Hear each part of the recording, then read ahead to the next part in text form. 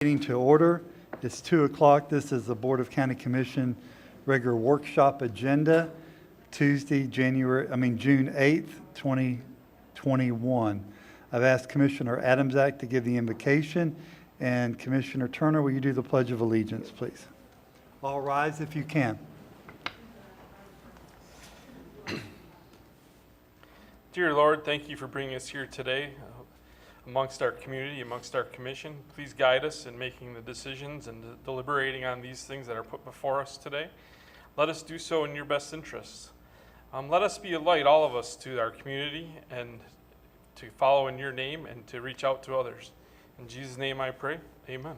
Amen. Please join me in the pledge. I pledge allegiance to the flag of the United States of America and to the republic for which it stands, one nation under God, indivisible, with liberty and justice for all. Thank you, Commissioner Adamczak, Commissioner Turner, appreciate that. Next item on our agenda will be public comment on agenda items. Is there any public comment? Now, we'll get to some of that too when we get down to discussion, but is there any comments that need to be made on agenda items right now? All right, seeing none, we're going to go minutes. We can wait just a few seconds.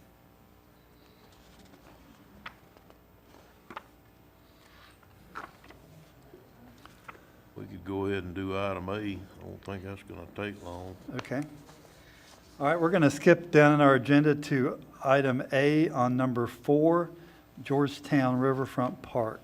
It's going to be page 3 in your, Kevin, are you ready for that? And then we'll come back to our Port Authority workshop.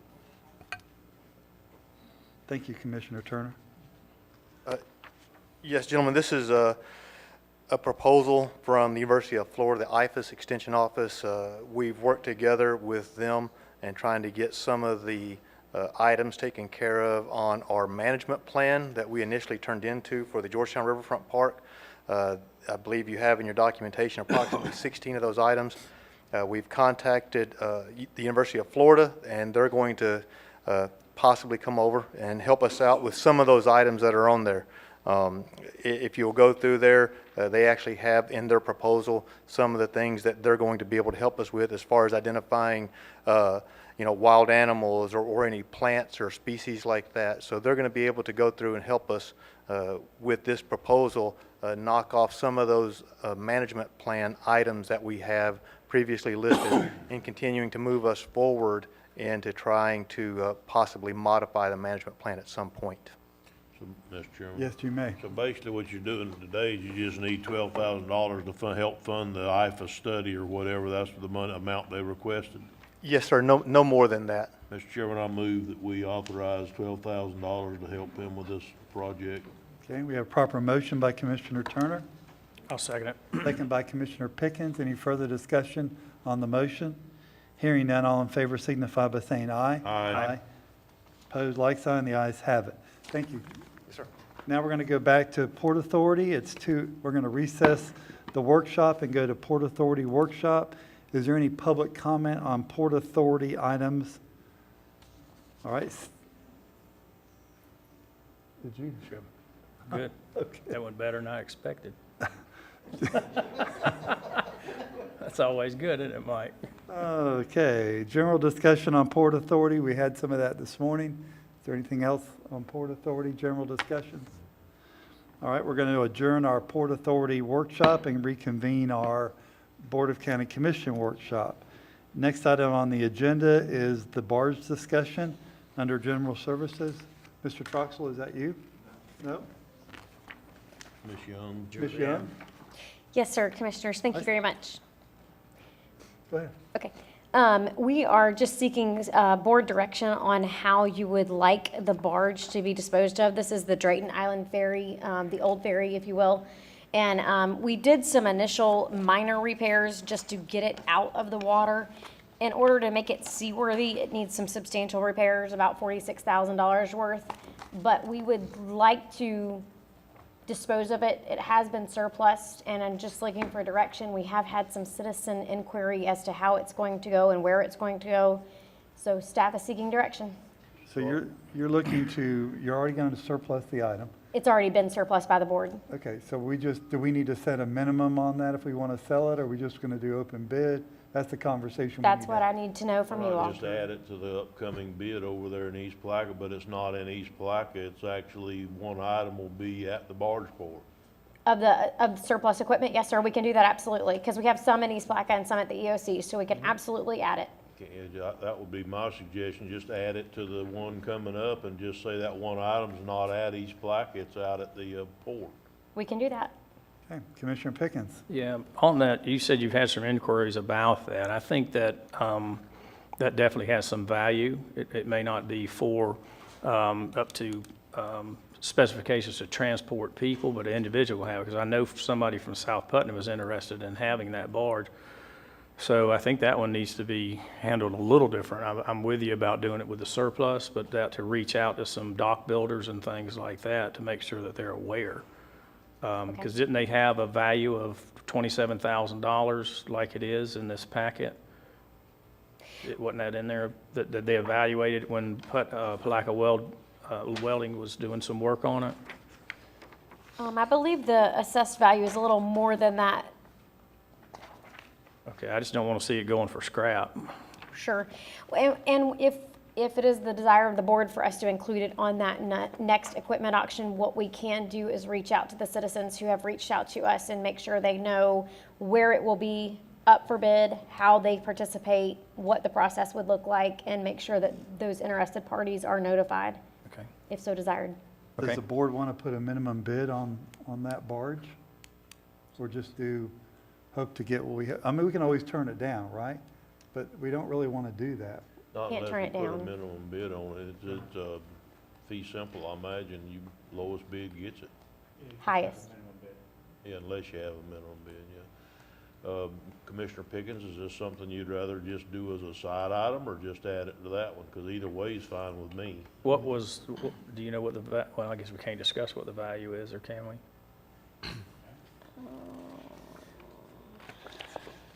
I think you're better off linking it with the other items because it gets it more attention. To do it as one item, you only get the attention of those few people we reach out to. You'd be surprised what people might buy if they're just participating. Present value, I'm sorry, Commissioner Ramsak. Oh, go ahead. I was trying to answer that question. Present value, when we had the evaluation done in '09, granted, this is with the assumption that the repairs were completed, was $27,500. That's But the if repairs are repairs were done $46,500. at 46. Correct, yes, sir. Okay, so I don't think there's near that value to it right now if it's rusted all these years. Okay. Yeah, I would just request that you reach out to the people who are interested, and if I can, I'll send this person to you also. Yes, sir, absolutely. All right, okay. Do you want to set a minimum, or are we just going to, whatever the lowest bid is Highest. highest bid is? Whatever the highest bid is. Yeah, because if we set a minimum, then if it doesn't sell, what are we gonna do with it? It's gonna sit out there Right. longer. That's right. We'll have this conversation again. It's not gonna help anything to just let it sit there and Right. rust on down to the ground. I mean, we need to put it on the auction, let it sell for what it may, and then just let Ms. Young reach out or have, I guess that'd be Lee or Desiree. Desiree, I'm sorry, Ed, it's actually Miss Baker. Okay, Nicole. She's our fixed asset Okay, specialist. so- Yes, sir. Let them reach out to them, the ones that have contacted us, and just say, okay, on such and such a date, we have it, it's at Barge Port, if somebody wants to look at it, and go from there. Okay. I'm good. So by consensus, we're not going to put a minimum on it. We're just going to lump it in with the other items we're auctioning off and let it go from that. Well, Is that right? not lump it in, but put it on Put the it on same the same auction, auction. right, yes. Okay, Mr. Adamsat? I think that's 1 minute ago. Okay, so we're all in agreement to do that? Yeah, do you need a motion, Ms. Young, or is consensus suit you? Consensus is okay with me. Okay, We'll waive and support. okay. Okay, good. You got 4 waves going on, so. All right, next discussion, Mr. Adamsack, page 20 of your agenda, biosolids. So I guess I'll just start it with an update. So we're aware that the board had asked me to go and look at basically editing our land use to allow for an alternative if for some reason a biosolid facility got approved and the community didn't want it, they could appeal. And if we got rejected and the person who applied for the biosolids could appeal to the board. So that, the idea is to write that to basically eliminate, to have a step before litigation in the process. So that's my goal. I believe we're a ways out from that. Probably, I was shooting towards August before we actually have that completed and the draft's gone through with staff and legal. And then the other purpose of this was obviously to hear from the community on the subject of biosolids. So our meeting the other day wasn't all about biosolids. Okay.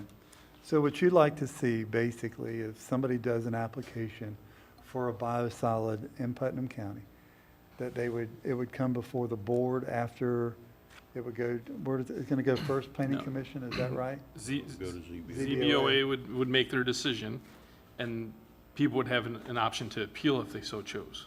To the Board of County Commissioners? Yes. Or to the court, like it is The currently? Board of County Commissioners in lieu of court. Mr. Commando, I have a question. Can we as a board dissect one piece out and say, this is what we want to hear? Or, because if it goes to ZBOA, it never comes to us. So is it something that we can say, we want that item to come to us Yes, you can create a separate process. for a separate item?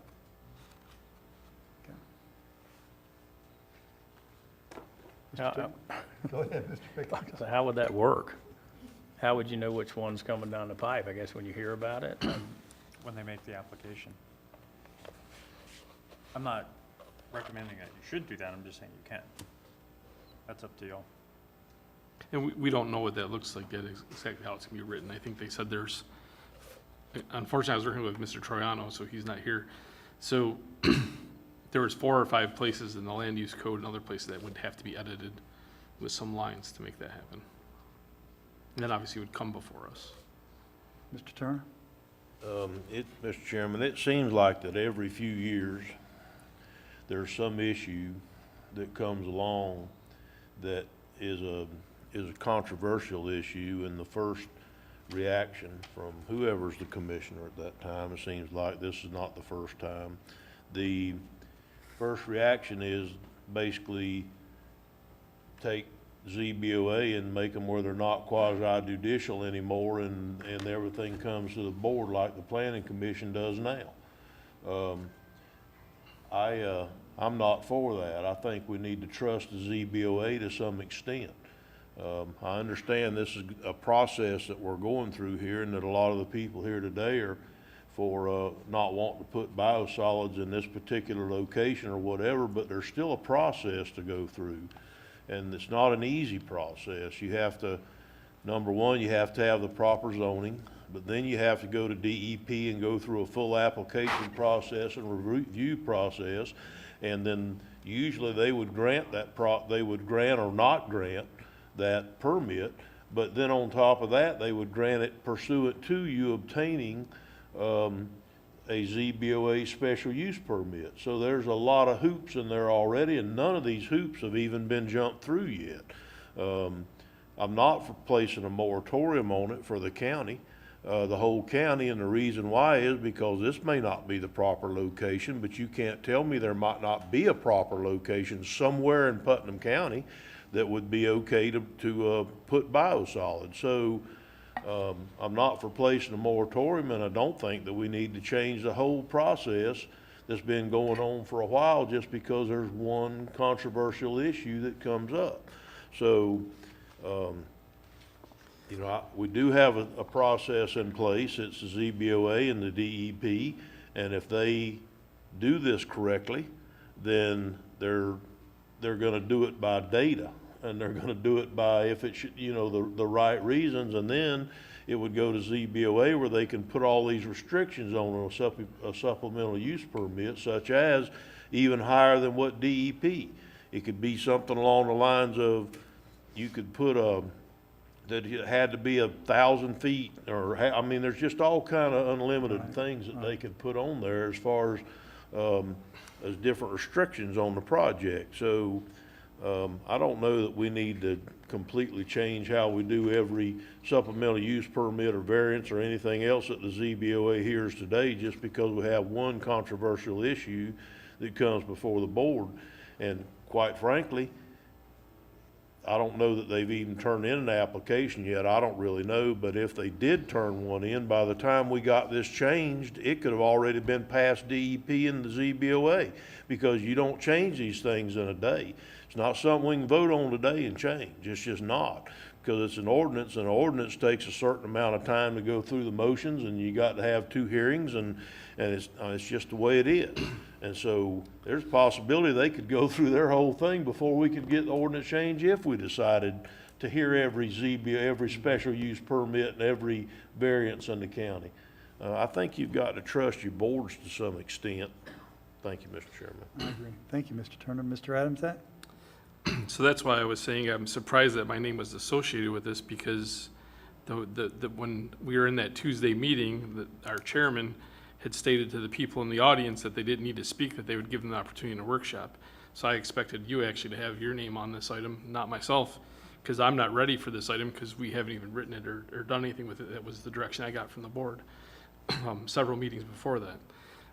So with that said, I don't think I'm ready to talk about my portion of it that I was directed by the board to go follow up on, because it's not done yet. Well, I did make a promise that the people would get a chance to speak. I would ask that you, when I call upon you to come up and speak, there's notes here, not across from my house. You know, let's keep it very germane to the fact that, is biosolids something we want to see in Putnam County? Is biosolids, do you see where there could be a place for that? And because there is no application that we know of right now pending. So for you to stand up and go, not across from me, really, there's nothing there to be across from you yet. So, and I don't want to make light of that, because we want to hear from the citizens on this matter. But as Commissioner Adams said, this is a process that we want to go through. And we're going to talk about, do we want to take it off the ZBOA or come to us afterward? I'm not so sure I want to see that either. I've served on the ZBOA for many years, and I agree with Commissioner Turner that you have to empower the citizens' boards. They are not elected people. They are a group of your peers. Any one of y'all could serve on these boards, and we could, you could have your say. But Representative Payne did a really good job this morning on explaining what has to happen in biosolids, and we can get that information to you. So you'll have that. I'm just going to start.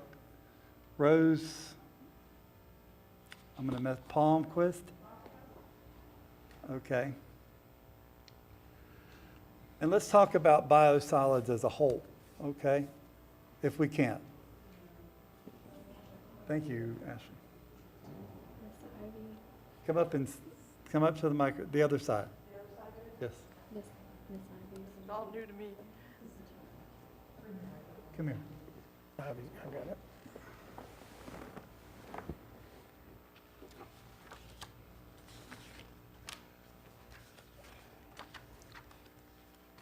I'm sorry, we're going through the, Okay. okay, thank you. Okay, Okay, Thank I'm you. not sure what I should say. I live at 307 Old Highway 17, which is just about my back door. I measured it the other day, is 20 foot away from the fence because of the way my land is angled. And so therefore, it's very crucial to me because of the fact that I am the very first one there. There's some people on the other side, I'm sure, are going to be the same way. But for my sake, I have a lot of reason not to want this. For my health conditions, I have COPD and lung problems, and that wouldn't be very conducive to that. Also, because of my property would be devaluated because of it. It has, in the last 4 years, been appreciating, and I've been very proud of that. And now here it is, it's looking like if they put a waste thing next door to me, I don't think anybody's going to want to buy my property or live there. Not when they find out. Also, I think that it's going to affect the water system. We have great water, I mean, the best. And it's naturally going to filter into the ground. It's going to affect everything. We're not very far away from water systems. And also, there's about 350 people who live right in the immediate area right around me that I know are going to get affected by it. When the wind comes across that field, I'm used to getting sand, but I sure don't want no bio waste product coming in my face or breathing. It's not going to smell good. It's not going to be good at all. That's pretty much the gist of it, I guess.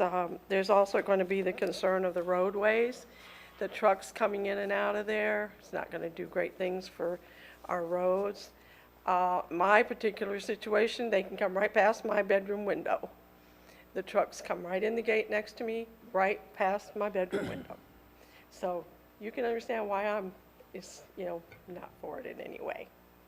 Not Thank you for forward in hearing that. me. Okay, thank you. Chairman. Yes.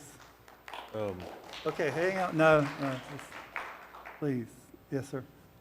I understand, and if I lived anywhere around the immediate perimeter of this, I wouldn't want it there either. I understand, completely understand, but we're not really talking about that here today. We're talking about, we're not. I mean, if I lived anywhere around there, what I'd be concerned about more than anything would be if the wind's blowing towards me the day they put the stuff out, it's gonna stink for a couple hours. I don't care how much they treat it. I don't care how much wait a minute, please. Okay, now. let Mr. Turner talk. I don't care how much that it gets treated or whatever, it's gonna smell for a while. So I can understand that, I really do. But what I think we're trying to discuss here today is what do we do with the process? Right, right. Do we let it go through the process that it is now, or do we go through the motions and change the process? Like Mr. Commando said, I believe if I read him correctly or understood it correctly, is we can take one particular issue and pull out of the ZBOA in the process and say, okay, when biosolids come to town, we can send it through the same process, but but that particular supplemental use permit has to come to the board. Can we do that? Okay, so I'd be for that. I mean, I'd be, as long as we don't disband ZBOA and we don't, make them where we have to hear every supplemental use permit and everything else, I'd be okay with it going through the process, but before they can get a supplemental use permit on biosolids, it has to come to the board too. That way we're actually discussing it if it happens. Right now, we're just thinking, well, it might happen, it might not. There's been no application been submitted yet. So at that point, then we know we'd get to talk about it when it was a relevant conversation. So would we have to change the whole ordinance then, Rich? Yes, you'd have to change your land development code. Okay, so if we were interested in doing that portion of it, could we start that? How long do you think it would take to get that put in there, that the actual supplemental use permit for biosolids before it could be implemented would have to come back to the Board of County Commissioners for final approval? Right, it's got to go to the Planning Commission. You've got the transmittal because it's a text amendment to DEO, and then you'd have final adoption in the public hearing. So 3 to 4 months, Easy, yeah. if we decided we wanted to go that route? I mean, I could be talked into that for sure, but if we could do it in a legal avenue. That's as short as we're gonna do anything today, no matter what it is, isn't it? That's the shortest thing is what's on our plate today. Unless you leave it the way it is, yeah. Yeah. Okay, thank you, Mr. Chairman. Thank you, Mr. Turner. Mr. Adams, that? Yeah, so I'm all for that. I think when we talked about that a little bit the day, about a month and a half ago, and it seemed like the board didn't want to do that, so that's how I got to the appeal idea. But that is much better to me than an appeal to get to us. I'd much rather just come to us. So sure, let's do that instead. Well, if I Go may. ahead, please. Answer. Even if it's an appeal, I'm all Right. right. Either way, as long as, if either side is disgruntled at the point of the supplemental use permit, then it'd come back to the board on appeal and not to the circuit court. So we're just inserting it at a different point of the process. And Yeah, that does seem more Yeah, efficient. there's no need in having an appeal on something that hasn't even happened yet. Right. If there's gonna be an appeal, it almost has to be after the process has gone through. So is that how you guys would like me to carry that portion forward? I think so. I want to So- hear from Commissioner Pickens real quick, though. Mr. Pickens? Yeah, I agree with Commissioner Turner's. We've got the ZBOE board in place for a reason, and that's the process. And if we're going to see every case, then I don't know that we need them. You know, we would put them in just as advisory like the planning commission, but they're very valuable. So that kind of diminishes the role of that particular board. And then it's just appointed by the commissioner, so they have no political affiliation. So they're not going to board whether they're going to get elected again, whether we are or not, you know?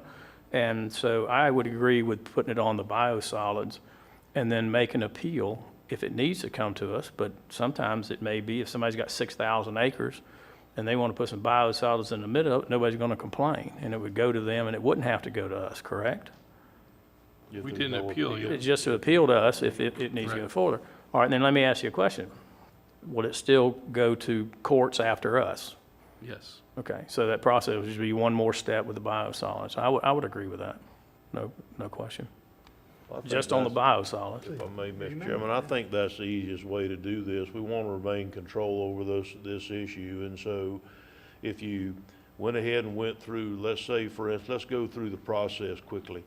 If you wanted to put a biosolid somewhere in Putnam County and you had a piece of property that the zoning was correct, the first step's gonna be to go DEP and go through the extensive process of permitting, but the DEP is gonna give them a permit contingent upon them having a supplemental use permit, because our code says that. So then they'd go to ZBOA and get a supplemental use permit, and then if they received it or didn't receive it, whichever one it was from ZBOA, they would have the opportunity to appeal to the commission before it went to court. Right now, it would just go from ZBOA to the court. All we're gonna do is add that step in there where either side could appeal the decision to the commission if they didn't get the way they wanted. So that way the citizens don't have to go to court and fight it, and the owners don't have, it's fair. They have that to be able to go to the county commission, and then if they lose at county commission, it'd go to court just like they would right now. I think that's what we Whatever need side to do, loses, yeah. whichever side, yeah. Whatever side. So Mr. Adams? that's exactly what I was talking about Right. when we started. All right, so now we kind of just shifted didn't gears word on it you a well. little bit. So now you know the conversation we're having. It's not specific to one area, it's specific to the whole county, and where we're going to go from that. Okay, And that conversation is already in flight, just with Jim leaving, we have to restart it a little bit. So we've already looked at where in the code it has to change and things like that. So those conversations have already been started. We're just not at the end of it. thank you. Mr. Rawls, Are you referring to the LDC? we would change that part of that. Okay, so, and I apologize for being tardy. I had a 2-hour phone call that was only supposed to take an hour. Do we have to allow more dumping of biosolids in the future than we have now in Putnam County? Can we address it in the land development code to preclude any more than we have right now? We have none right now. I don't know I that think it's we do. accurate. I think there's one Unless they out in stop, Barton. I think No, there's there a was field in Barton. They did? Yeah, One they in Barton too? Yeah, they stopped. There's I was nobody has issued permits? Before Jim left, he said there was no active permits in Putnam County. So, Hang on, let's make Wait, sure. Gabriel, Gabriel? can you answer that question real quick? Because my understanding is there's none. There used to be one out in Barton. I don't know if it's Yeah. active, but I know there used to be one out in Barton. right there by that dome house. I don't know, I There's just a know it dome was house, out and in right next to Barton, that, yeah. they had the big field. Mr. Chairman, I am not aware of any active permits. Okay. Not to say that there isn't, but I don't know that there are, not to my knowledge at least. Let me ask you this while you're standing there. Is there any active applications currently with us about a biosolid right now? Yes, sir. Huh? Yes, sir. There There is is right a special use permit application that was submitted When was that done? probably about a week ago. Okay. For what property? I don't remember off the top of my head. It was formerly, it's the same property that had been submitted for Okay. months ago and then was withdrawn. So it's this property we're, Yes, sir. Okay. Okay, Well, Mr. Rawls, yes, sir. yeah, so What would it take to find out, like, we have a wastewater treatment plant, and obviously, we want to get people off septic and onto wastewater eventually. The $5 fine right there. Paid to the charity of your choice. Only in Rotary. Where was I going with that? What's I saying? I lost my train of thought too. Hang on a second. I was going somewhere with that too. What would it take? What we don't know. Yeah.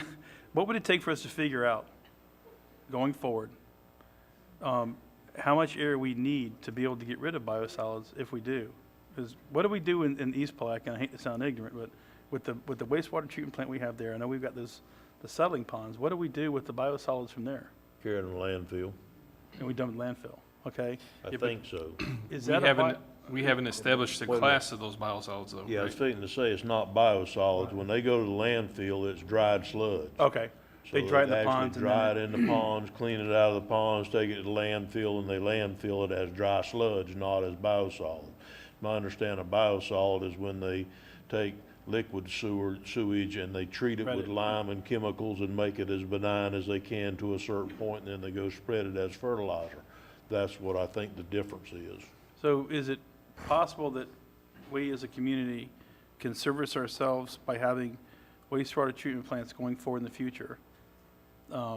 Getting rid of the biosolids that are generated from that in our landfill, and then establishing a limit on what we will allow to come into the county, if at all. Because I'm curious as to why they can't take their biosolids and dump it at our place in East Palaca. We charge them, let it dry out, and then we take it to the landfill. Okay, well, They have, no, please, it'll I get out of mean- hand. We've been there before. Obviously, a conversation needs to be had, but why, well, it's been had in the past. I don't know if I really don't know if it's a money thing, if it's a transportation thing. I just don't know what it is, but for some reason, the last thing we want to do is put it in our landfill as a biosolid. right, Because it's gonna screw up our leachates so bad that we can't do it, then we're not gonna be able to get rid of the leachates in the landfill. So I don't think once it's been dried and treated that way, I don't think it's classified as a biosolid, but a sludge is some kind of dried sludge, and it's different. well, Milwaukee sells theirs, that's what Milorganite is activated sewer sludge. It says it on their bag, and they have 5 different versions between Lowe's and Home Depot, so you know, if that's an option, maybe we should start looking at that. We're looking to get in our land development code, maybe this can be addressed in that. And then be proactive in not being a dumping ground for other communities. I mean, if I agree. we're doing it now for ourselves, maybe we continue to do it and they can learn to do it for themselves. That's a conversation we can certainly have during the land development code, but I think as far as today goes, that we need to decide what we're gonna do about this particular issue. And I've always been an advocate that because you have a certain situation, you know, it would be no more different to me than if you wanted to build a duplex somewhere and the code didn't allow you to build a duplex there and the neighbors didn't want it there. And instead of not building that duplex there, you say, okay, we're not building any more duplexes anywhere in Putnam County. That's just not the way to address an issue. The issue is if it's a non-desirable use, then you try to make it to where if there possibly could be one somewhere else, then you would make it difficult enough to where they can't build a pig pen next to the courthouse. Right. You can't do that. But it's not to say that you can't build a pig pen out in the middle of 6,000 acres on somebody wants to raise some pigs. So there could possibly be a way to do that somewhere in the future, and that's how you build it in. You build in a supplemental use permit. In this particular instance, you have to go to DEP, supplemental use permit. I was surprised they could even, Gabriel, I was very surprised, you don't have to come back up unless you feel like you need to. I was very surprised that y'all would even accept a supplemental use permit without a DEP permit. I mean, is that not part of it, or because surely the world can't get a biosolids dumping ground supplemental use permit without a DEP permit first? Mr. Chairman, if I may, so we haven't even started reviewing the application fully. We're not even sure if the application is complete. So there's a state statute that does not allow us to really hold up our review on things based on approval of other state agency permits. So I'm not sure that I could really hold up the application, but we would certainly require proof of compliance at some point in the process.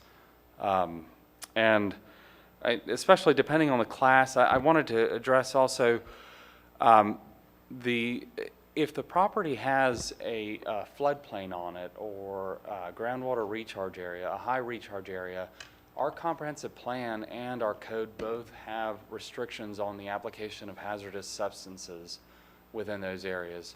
So depending on the class of the biosolid, if it's nearly untreated, we would probably recognize that as a hazardous substance and not even permit it. So there are those reviews that we do in-house as well, in addition to DEP's reviews. But before, you would, if I may, Mr. You- Chairman, you- so you would take it to the ZBOA before they had a DEP permit?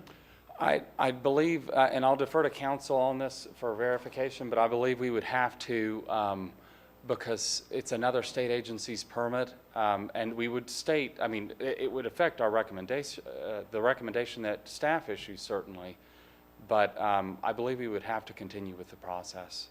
But why, Special how use. could you possibly give something that depends on a DEP permit, a SUP, a supplemental use permit, without the DEP permit being issued? How could you do that? Because that's one of the preemption issues in state law that says we can't hold that up because of that. Now, they can't lawfully operate until they have both of them anyway. Right. So, okay, all right, I'll get to both you, Mr. Pickens and Mr. Adams, in just a moment. So the bottom line, from what we're not holding it up. We're just saying you shouldn't apply until you get the DEP permit, right? Well, I mean, I'm not sure how long the DEP permit takes. It is advisable for them to get all of their state permits prior to application. In the event that the state denies their permit, then they've gone through our process for no reason. But yes, sir, that would be what we would advise. Okay. I'm not sure if they have proof of a permit in here. We haven't had the time yet to review all of this, but. Yeah, well, I'm sure you haven't. You only had it a week. I mean, Right. that doesn't give you any time at all.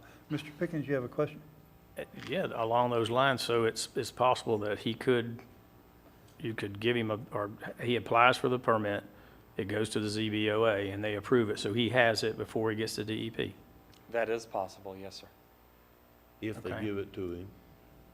I wouldn't. I would sit there on the ZBOA and say, I'm not giving you anything till I get Well, the that's DEP. what I was surprised, because I was going to ask this question anyway, because I'm sure getting the DEP permit it takes a lot more time and is more costly than the $580 or $800 for the special use permit. It's probably a shorter period of time.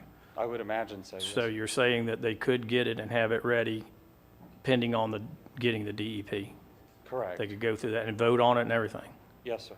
Of course, I mean, we have like 9 standards that the ZBOA and staff would have to review. And one of those standards for special use permits is application of, or rather a hazardous substance will cause any detriment to surrounding properties or to persons. So that's something that they would have to consider as well. And if they don't have the DEP permit stating that it won't, I'm sure that they would consider that, and we would as well. And it would be hard to convince me Right. that the ZBOA is gonna give out a supplemental use permit for biosolids without DEP permitting first. I Yeah, with- mean, yeah, maybe with the they res- would, I the don't res- know. the amount of I acres. wouldn't if I was on I ZBOA. wouldn't either. Yeah, the amount of acreage and the how much you can put, this Right. time and other, yeah, I'm with you. Okay, Mr. Adams, you have, I'm sorry. Yeah, I'm going to withdraw any further comment because this kind of answers some of my concerns Okay, at this time. thank you. Mr. Rawl? Would it not be prudent, let me ask this, who writes the rules for application? I'm sorry, Who writes the rules for our application? who writes the rules? Well, we do, so. Would it not be prudent that in our application, that we just put something in there that approval from DEP is required before moving this to the I ZBOA. think we're not allowed to. I think believe Rich do just that. said we couldn't. Because of By the law. Said that. So state statute says you can hand it to the ZBOA and they can look at it and go, you're not complete, and hand it back? That's counterintuitive. Yeah, The mean- ZBOA would not be the one to determine completeness, that would be staff, but the ZBOA could at that point deny it, but they would have to deny it based on our criteria. They couldn't deny it simply on, So staff can deny it based on the fact that they don't have DEP approval, correct? no, sir, No, no. okay. We So would have to- you're gonna hand it to the ZBOA, and then they're gonna look at it, how can they move forward without the permit from the DEP? It And- just, to me, it seems extremely counterintuitive. It almost seems wasteful on staff time and on the citizens' time that serve on the ZBOA. And I would ask you to make sure you're right on that, because it doesn't make sense that you can move it all the way to the ZBOA just to turn around and have it rejected because of noncompliance with DEP permitting. I mean, the whole approval process is really independent of the DEP process. I mean, that's why it's preempted. Now, we have separate criteria that are a little stronger than what DEP requires. So because our criteria is stronger, they travel on parallel tracks independent of each other. And where does the approval process come from on our side? We got this in email. It comes from us. We make that. So when was the last time our approval process was looked at? Do you have any idea? Well, it's been a while. That'll be part of the land development development. code that we're fixing to start looking at. But my point if I may, Mr. Chairman, my point that I was trying to allude to earlier in this conversation is that if we want to do something like this because of this issue, then the land development code is not gonna be rewritten for probably a year and a half if we're lucky. More likely 2 years. And so if that's the case, then if we want to do something like a biosolid permit has got to come back to the commission before it can move forward after if it's appealed, then we've got to start that now. So that's the conversation, because that's the only conversation that there is here on the table today. Right. There's no other conversation. I mean, we can talk all we want, but Can that's we, what it boils down to. Can we modify the land development code in segments and approve them and put them into use? Yeah, we probably can, but the land development code's a little different than elements in the comp plan Right. because of the way it lays out. There could be something at the end that's in the front that matches the front, so it's more of it's not like a segmented document quite as much as what the What I'm saying is what that the part that comprehensive plan. pertains to this, if we know that this is a fire that needs to be put out sooner than later, maybe tackle that at the That's front what I'm end. saying. Yeah. That's what I'm saying. Now, it would be done through a land development code change, but it would be done at this point specifically on this issue. Right. If the board wanted to, and don't let me get in too deep here, Rich, please. But if the board wanted to, they could add that to the process. When the biosolids are involved, there is an appeal process between the ZBOA and the court. It could be appealed back to the Board of County Commissioners on biosolids. Is that not correct, Rich? so, So But that's what we do, is change the land code to reflect when biosolids are involved.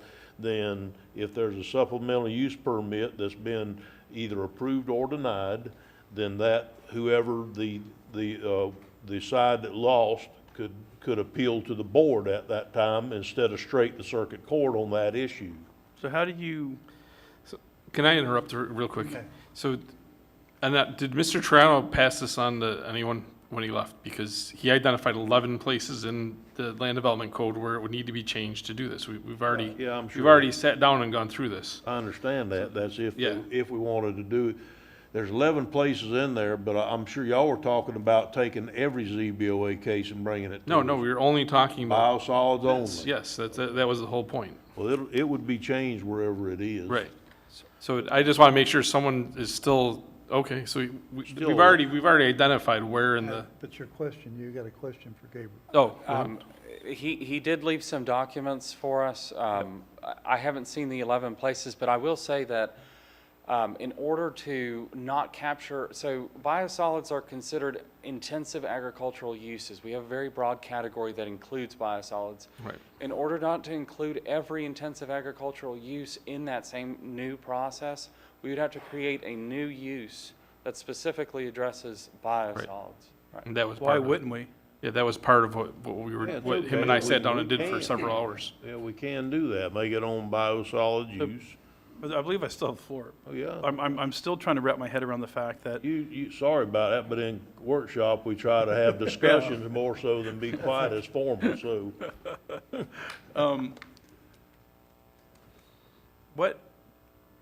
why do we have to have biosolids in Putnam County? Dumping of it. Do we have to? It's my understanding that the dumping of biosolids is more so to fertilize fields than simply to get rid of waste. But, I mean, some would argue that it is simply to get rid of waste in an easier manner than you could otherwise. But in the case we're talking about, we're not talking about taking biosolids from our own sewage treatment plant or the one from the south end, the one from the city of Palatka. No, sir. So again, why do we have to allow this as I a don't community? believe, I mean, if that's a use that the commission would like to prohibit, unless there's a preemption statute that would not allow that, I think that the commission could prohibit it throughout the county, but I'm not aware of any preemption statute, and if there is, then you could. Well, I think there's implied one, and I'm not an attorney, but if state statute says we have to take the application, wouldn't you think that they don't care where it comes from? And I don't want to make light of that. I'm just saying, I think there's a implied exemption there or preemption from the state of Florida. Well, Rich, am I right or wrong? No.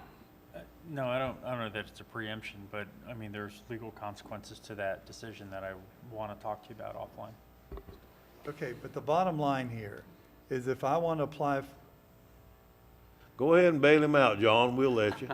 no, So if the- I wanted to apply for a biosolid dumping like Commissioner Rawls is talking about, okay, it truly starts with DEP. So if you don't think there's a preemption sitting there, there is. But DEP We're trying to get back doesn't know what we need as involved. a community. We're gonna get back involved at the ZBOA side, but they could walk in and say, I've got my permit. And ZBOA then could say, well, here's some limitations we want to put on you. If there were a true total preemption, then we couldn't even. It's not a true one, but it looks like it almost mirrors, Yeah. the process starts at DEP and not us. I don't think that's, But the question is, Richard, can you, have to. Wait a minute. can you clarify something quick?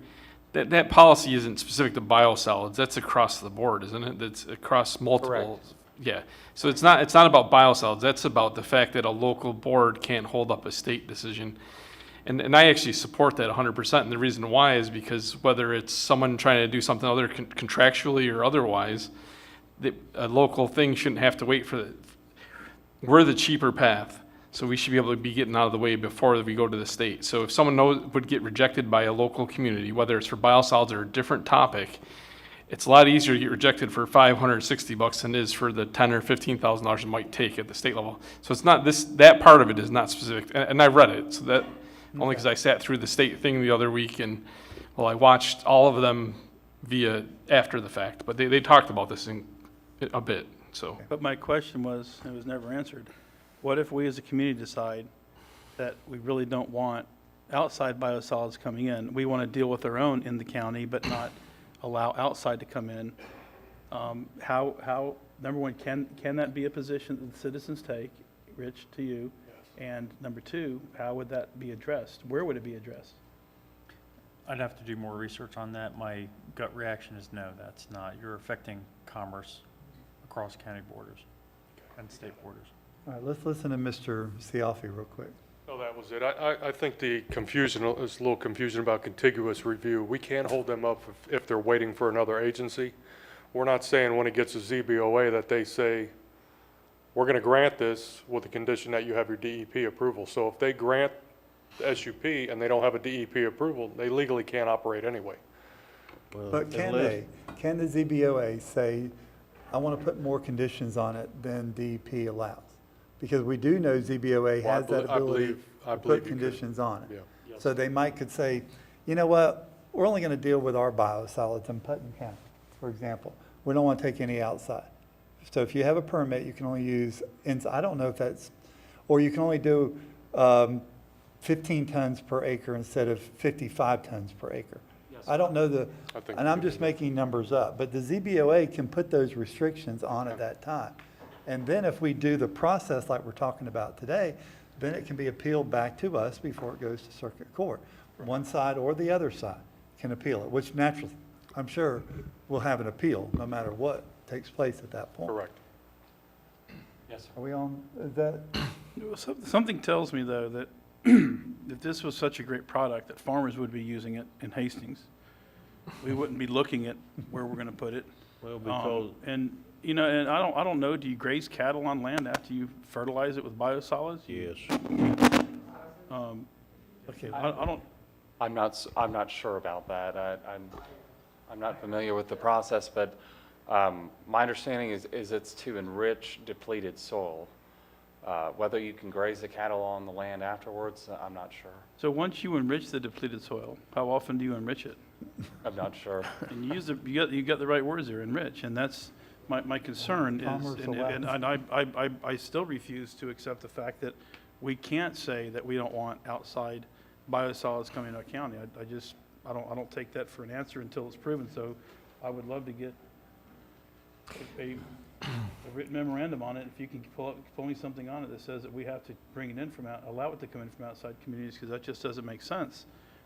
You know, we go back to our visioning session and what we told the community told us. We want to stay rural in nature. We want to stay as pristine as possible. We want to reduce the nitrogen load. We don't want to impact the river. We want to come off of septics as soon as possible. You know, but everybody kept saying nature. Remember nature. It's our nature. This was our words. So I don't know how natural pooping on somebody's ground is every now and then, but you know, I don't know that we need to bring it in from other communities. And I just think that if we can get that answered, the question answered first, that might bring this to an end. Thank you. Mr. Turner? okay.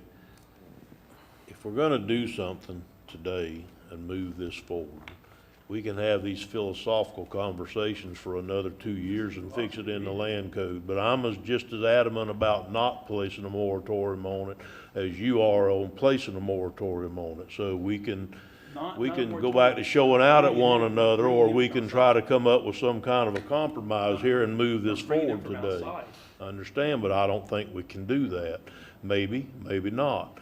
But I would be willing to do what Commissioner Adams and I were talking about earlier, that said, let's go ahead and start moving this process forward, doing a land development code amendment that says that they have to go once they go through DEP and supplemental use permit, that either side can at that point come back and appeal it to the board. And I'd even go as far as can appeal it to the board at no cost. There you go. At no cost. They can either side can appeal it to the board, where they don't even have to pay an application fee to appeal that decision on biosolids back to the board. And then if it doesn't go their way, they still can go to the court like they can now, but that's gonna cost somebody some money. So that way it's a no-cost issue to bring it to the board, and we're not discussing theoretical what might happen like we are today. It's coming back to the board before that supplemental use permit could become active. Mr. That Chairman. can't we do that, Rich? Sorry, I'm trying to look up Commissioner Rawls' question, if you can ask. It's the same thing we were talking about earlier, that you just basically add the step in there when there's biosolids involved, that it can be appealed back to the board before it goes to court if either side aggrieved party wants to do so. Yes, you can do that. Okay, well, that'd be my way to move this forward today and actually get that process in there. I think we should move there. Thank you, Mr. Chairman. Mr. Adams? I'd just like to ask a couple of questions.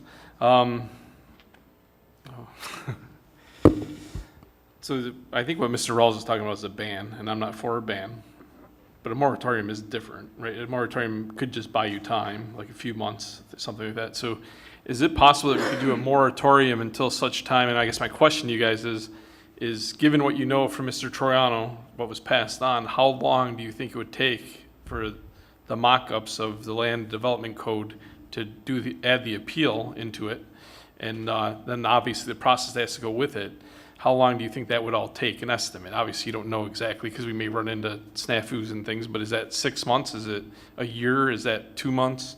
Just Given the number of boards that have to review it and the staff time that it would take to go in and amend everything, I would say probably 6 months. Okay. So I guess what I would like to take it a step further and propose a 6-month moratorium while they write that until we can approve it. Is that a motion? Wait a minute. I don't know if I can make that motion. I can't make that. I think that has to go through a process itself, correct? Well, to pass a moratorium, it's just like an ordinance, and you have to transmit it to DEO Okay. just like you would a text amendment. But I think that would take less time than Same rewrite. amount of time, it's the exact same thing. Yeah, Exact same amount of Okay. time, same So it's not steps, same necessary then is what we're everything, saying. yeah. It's, okay. So the Doesn't moratorium. save us a day. Moratorium wouldn't require us to go into the code and change everything in the code. Right. But it would still follow a similar process. So you might have a shorter time frame because you remove the time that staff has to go in and catch every single place that Right. has to be changed. So how long do you think that would take? I'm not sure, probably 4 months. Oh, okay. So yeah, but So we save a month, yeah. okay, and you haven't accomplished I just anything want- except stopped at any possible opportunity if Understand. there's anywhere else. Commissioner Turner, I just didn't know the answer to the Yes, question. no, Thank no you. problem. Mr. Rawls? I would be in favor of a temporary moratorium, but this is not a ban. What I'm discussing is being able to have the dumping of biosolids inside of Putnam County as long as they're generated inside of Putnam County. And this is a conversation that we need to have that is much more broader than what we have today. All the communities around us are growing. We're starting to feel the pressure from 360 degrees around us. And as they start to grow, they create problems for themselves. Their problems should not become our problems.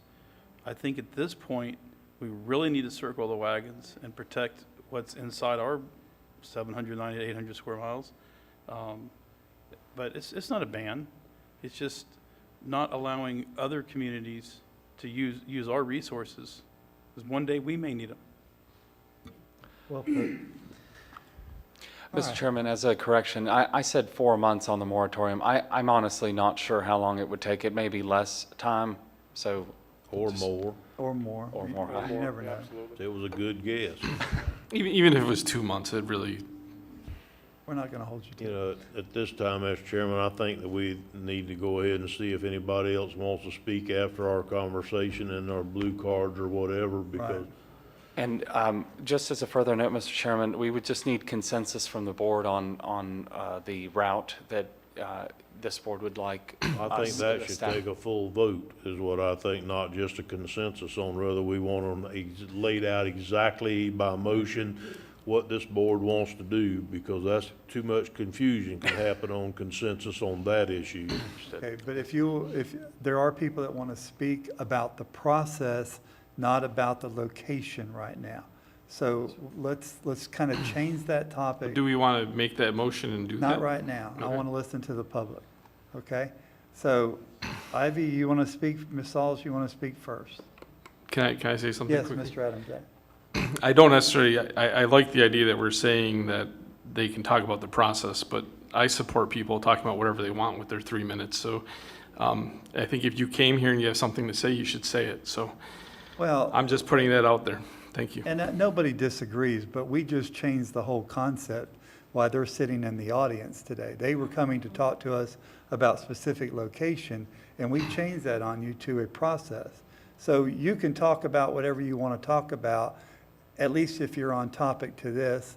But if you want to talk about the stars and the moon and the sky, I'll listen to you all day long. You're my employer, and I have no problem with that. Let's But- talk minions. But the process. Do what? Let's talk minions. You said we talk about minions. Okay, this is going to get out of control quick. All I'm trying to say is if you can, you've heard the talk about the process. If that's something that you can live with, just let us know how you feel. That's where we're going today. Okay? Thank you. Thank you. Well, I would like to start by thanking you for holding this workshop to discuss biosolids dumping. I would also like to thank Commissioner Adamczyk with his work on trying to put that appeal process in place. I really like the way you guys are going with it, so thank you all for that. I think it's a great step toward prioritizing the citizens when it comes to making decisions about dumping biosolids. However, there shouldn't even be consideration of biosolids dumping in environmentally vulnerable areas, such as the property on Old 17.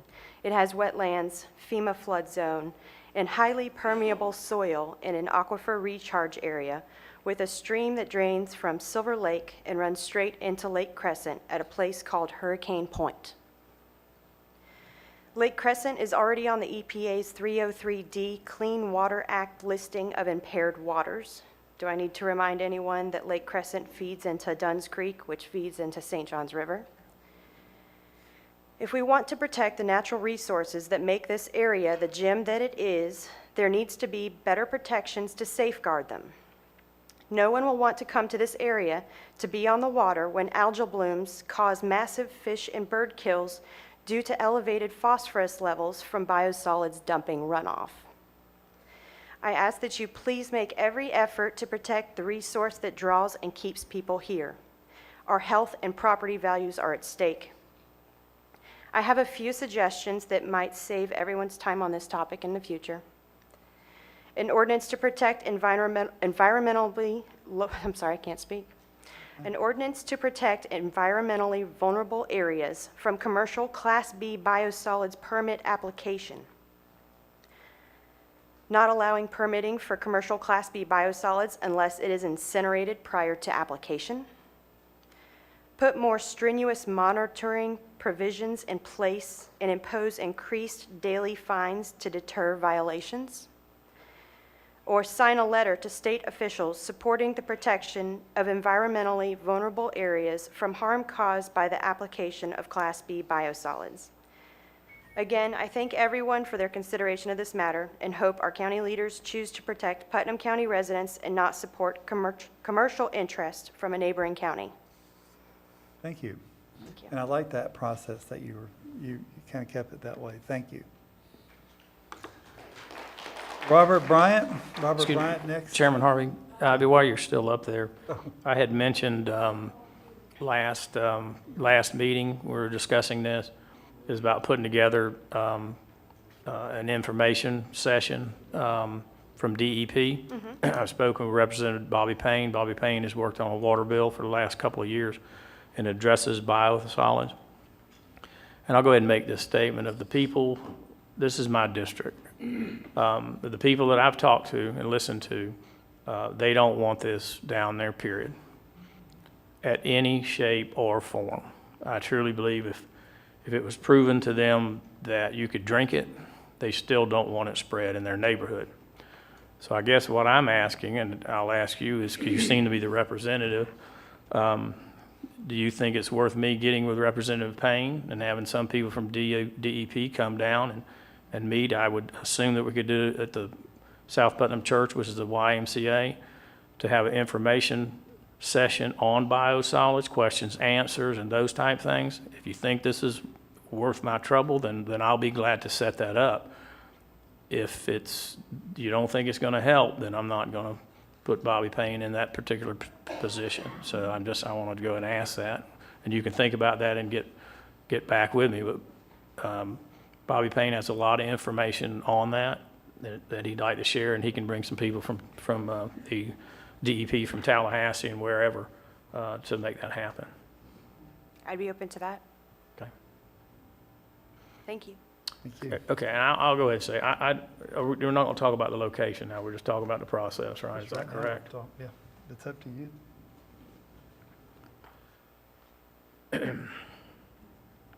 I've lived in Putnam County all 61 years of my life, and I'm truly proud to be a county commissioner. I'm truly honored that the people elected me. I would never do anything to hurt Putnam County, and especially South Putnam. Like my whole life wrapped up in there. And I had a conversation with Mr. Downs yesterday. I truly do not believe that this area is the right place to apply biosolids.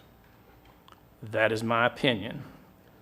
Now, we're going to look at modifying the process. That will go one further step with an appeal. That'll take some time. Where this will go, I don't know. But I have heard the people of South Putnam. But I have also listened to Mr. Downs too. And I gave you his contact information, and you can share that, and he's open to discuss what his business is and what he plans on doing. I represent everybody in the county, okay? Y'all are my employers. He does not live here, but he's made a tremendous investment out there and is improving that land, whether or not he's able to put biosolids on it or not. So you have to understand that also, that I have to work both sides of this, okay? But I've made my decision. I have an opinion. I believe there are places in Putnam County that you could put biosolids down and it not really affect anything, and if they're applied properly. But what I've listened to everybody is that you don't trust really the process. You're really concerned about who's going to monitor and who's going to enforce. And you really don't have any faith right now. So if you'll get back with me on whether you think an information session is worthwhile, I'll be glad to put that together in the near future. I'd like to go ahead and say yes, any support that we could get. Okay, can you be the point of contact? Absolutely. For that? Okay, I will make that happen. If that's okay with the commissioners. It's fine. I think it's great. I think it's a good Can idea. we, If you need any help or whatever, let me know. I'll be happy to be there with you. I mean, Yeah. if not, can we make it Zoom capable as well? Or I'm sure with Representative Payne and really Leota Wilkinson, she can make all that happen, I'm sure. So, very cool. okay, thank you. Thank you. Thank you. All right, in light of this, Robert Bryant, you're next to speak. We learned this in Tallahassee. If you kind of like what we're talking about, just wave in support. If you don't want to come up and speak, we welcome you to speak. This is your microphone. But, you know, let's talk the process if you don't mind, okay? If you can. If you can't, then speak what's on your heart. I'm fine with that. I just wanted to give you a little background on Lake Como Water Association and some of the problems that we may have with this. Do you want to hear? It's your 3 minutes, sir. Okay. I'm the licensed drinking water plant operator for Lake Como Water Association and their only employee, so I have to do everything. We're a small nonprofit provider of water for approximately 500 residents of Lake Como. We've been providing clean, quality water to the community for over 51 years. We have 2 deep wells. Well number 1's 165 feet deep, and well number 2 is 230 feet deep. Both wells are into the Floridan Aquifer. To keep with DEP regulations, we only have to add a small amount of hypochlorite for disinfection. That's to keep the water safe to drink, and it's monitored daily by me. I read an article in the Palatka Daily News in March about Putnam County's 15-year comprehensive plan to attract developers and builders to Putnam County. Mr. Harvey is the Planning Commission chairman. Chairwoman Susan Roberts said a statement in one of the plan documents refers to Putnam County as the gem of Northeast Florida. I would call our area, the Fruitland Peninsula, the gem of Putnam County. Does anyone here think that a proposed Class B biosolids dump site in the heart of our beautiful peninsula would be attractive to developers, builders, or buyers? Mr. Bryant, may I say, I am not the chairman of the Planning Commission. That is a group of your peers that we appoint to that position, and they elect their own chairperson. That was what was in the paper, so perhaps I was misled. that sure made it right. Lake Como Water Association has a wellhead protection plan put together by Florida Rural Water Association and the Florida Department of Environmental Protection. The primary protection zone is only 500 feet for our wells. The secondary protection zone is 1,856 feet from well 1 and 1,854 feet from well 2.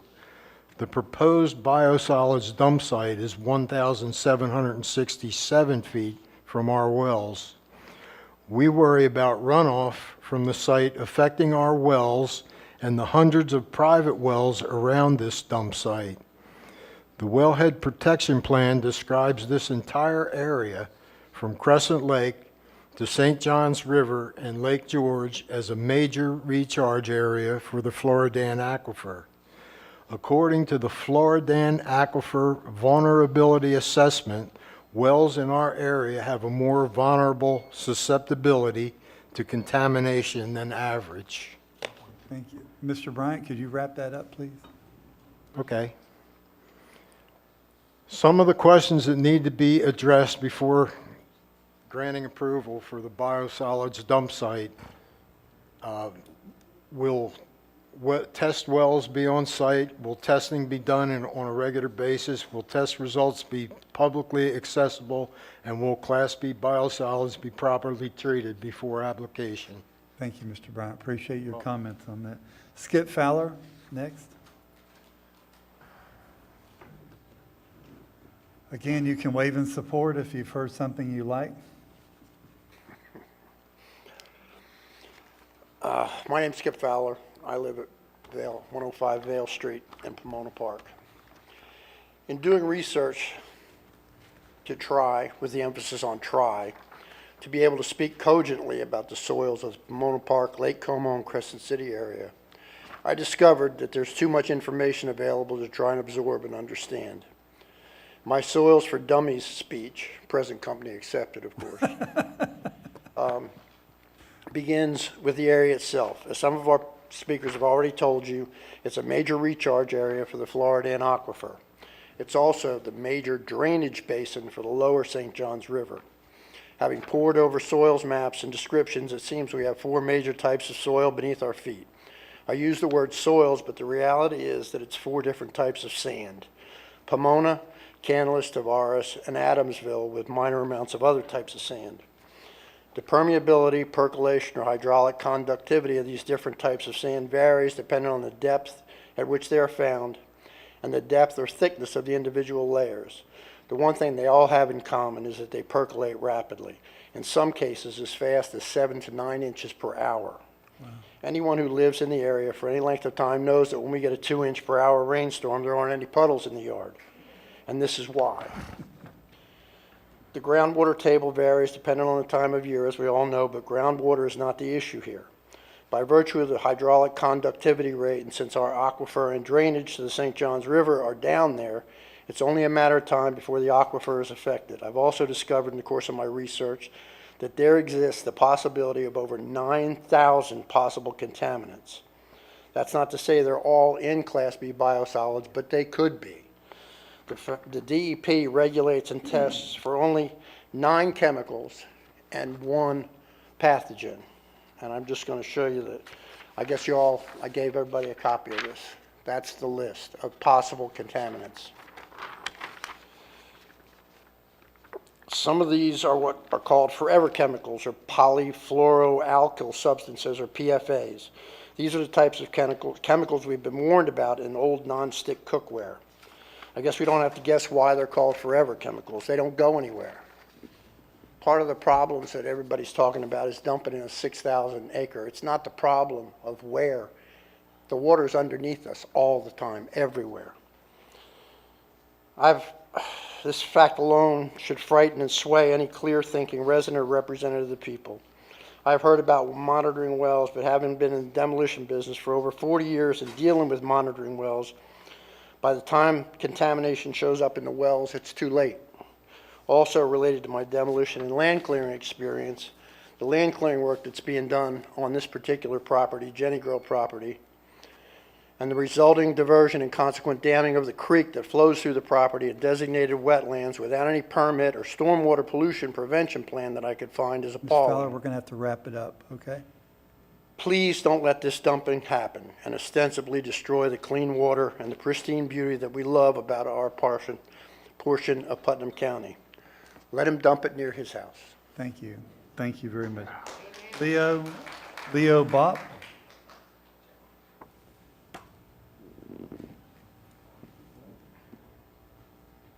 Thank you. I think you opened up by reading my comment first, because I live at 306 Old Highway 17. Rose is my across-the-street neighbor. We're probably 1,500 feet from the disposed site. I know it's not, you don't want it to talk about the location, No, it's not that. Go ahead. but it's Putnam County. I want to keep it beautiful. Why are we taking all the way from Volusia County and bringing it here? We got our own to deal with. I've lived here 6 years. I drive an hour into St. Augustine every day because I love Putnam County. And I hate hearing things like this, especially about the environment. Coming here for money to dump on us. I hope you guys find the process to stop this from happening. We got so many people coming to move to Putnam County.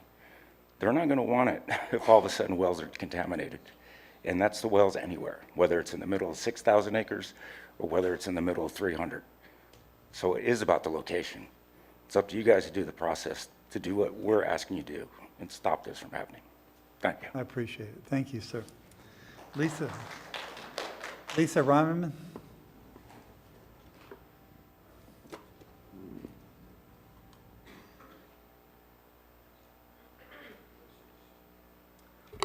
Good afternoon. My name is Lisa Reineman. I'm the St. Johns River Keeper. And while I live in Jacksonville, Florida, I do work with citizens all along the St. Johns River to protect our river from unnecessary pollution. And we've been working on biosolids specifically since 2018, when we saw that the dumping of sewage sludge in the upper basin was leading to significant phosphorus increases. In 2007, the Florida legislature banned this practice in South Florida due to the high level of nutrient pollution runoff in the blue-green algae in Lake Okeechobee and the Everglades. Since that time, South Florida has been trucking their sewage sludge or biosolids north, and we've seen significant increases in phosphorus and nitrogen, and we're also seeing new types of toxic blue-green algae that's fueled by phosphorus in addition to microcystin that we're used to in this section of the river. So this is extremely dangerous, not only to our surface waters, but also our drinking water. You think of biosolids as domestic human sewage byproduct, but a lot of these wastewater treatment facilities also commingle industrial waste. And so when you start thinking about that in our rivers and thinking about that in our drinking water, this is contamination that can last for a long time. In fact, DEP has recognized that PFAS, which is types of forever chemicals, which are highly carcinogenic, that sewage sludge and biosolids can be a source of that. However, they don't, in their permitting process, they don't sample for that. You also see heavy metals. And so this is an extremely dangerous process you need to think about, because this contamination will not only hurt while it's being applied, but it will stay, and the runoff will threaten our waters for many years to come. Thank you very much for the opportunity to speak. Lisa, before you leave, you know, I'm the Rural Caucus Chair for the Association of Counties, and I think you hit the nail on the head, and some other people have mentioned it today. Rural Florida is under attack, and it's because we chose not to overdevelop. Right. That we have lands available for these things when other communities have overdeveloped. They want our land to put this stuff on. They want our water. They want things, and it's unfair because we chose a rural lifestyle, but yet they chose to live in a city environment. I don't choose to live in that environment. I live in a beautiful area that I can walk outside at night and see the stars and watch the satellite go across the sky. But I worry about rural Florida, and I worry a lot about rural Florida. You still had some time left, so I just wanted to ask your opinion of that. And you're exactly right. When in South Florida, they actually charge their ratepayers an environmental protection fee to truck their sewage sludge north to the St. Johns River. And so we're seeing that it's going to rural areas. And the Department of Environmental Protection had a technical advisory committee, and they calculated that the cleanup cost liabilities downstream are more than $200 million. And guess who's downstream? It's Putnam County. It's all of us. And so this is something, we're all connected to this. We're already seeing significant degradation to our waterways, concerns about our drinking waters, and we haven't even touched on these other contaminants that could not only contaminate our drinking water, but also the soil, which would prohibit future development because someone has to clean that up. And so some of these wastewater treatment facilities take industrial waste, they take leachate from our landfills, and so we're playing whack-a-mole with our pollution instead of coming up with a solution. And one thing we've been advocating for are new technologies. There's technologies to turn biosolids into biofuel. There's opportunities to do something that's really sustainable that you won't have to pay for the damage later. And so we're hoping not to kick this can down the road and push this off on future generations. Well, like my daughter says, once you know better, you should do better. And we know Exactly. better now. Yes, sir. Because when I grew up, everything just got dumped on top of the ground and soaked in. But now we know better, and we don't do we wear sunscreen, we wear hats, we do things the right way. Mr. Rawls, you had a comment? Yeah, regarding the biosolids and the biofuels, there's actually a jet manufacturer over in Melbourne that's using biosolid jet fuel.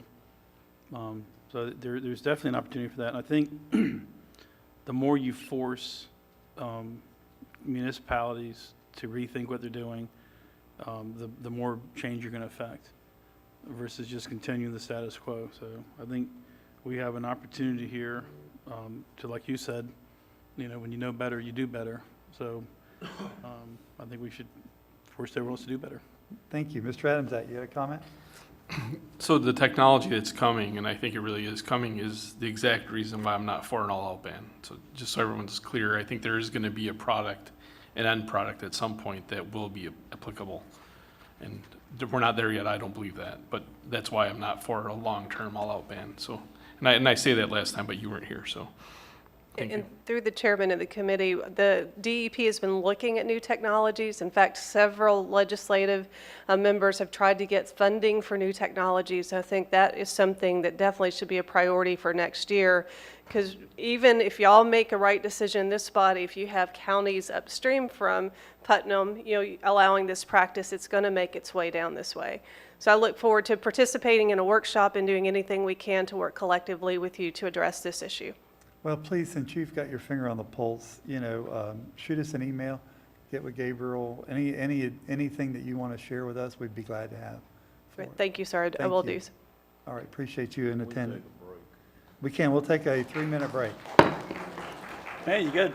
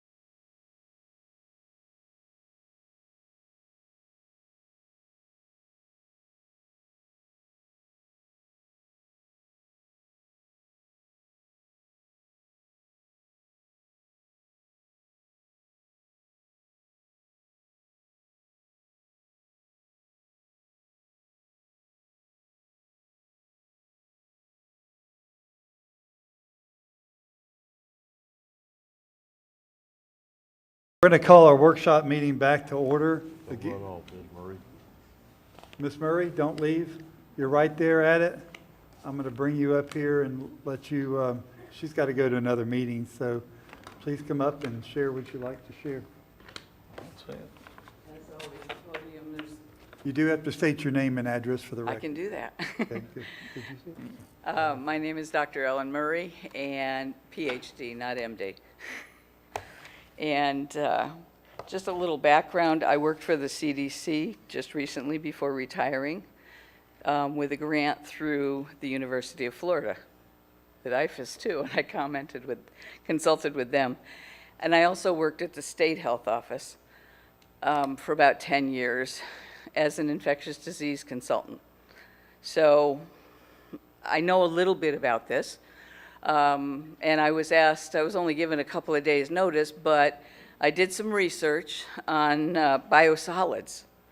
And I hear a lot about where they are and what they're dumping and this, that, and the other thing, but I haven't heard anybody actually define biosolids yet. And I think Mr. Fowler did a good job on the back of that sheet. So I'm going to cut this really short. All right, so according to the Centers for Disease Control and Prevention, the health risks for residents in the area of the dumping of biosolids are of grave concern. However, it's always a however or a but. The health risks are not really known at this time because there's a lack of research. Now, I can tell you in the 2 days that I had to do some research, I probably went through about 4,000 articles.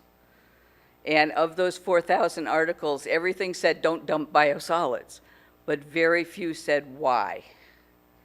And the biggest reason is there's not enough testing being done. We don't exactly know. There's one big test from DEP, but that's about it.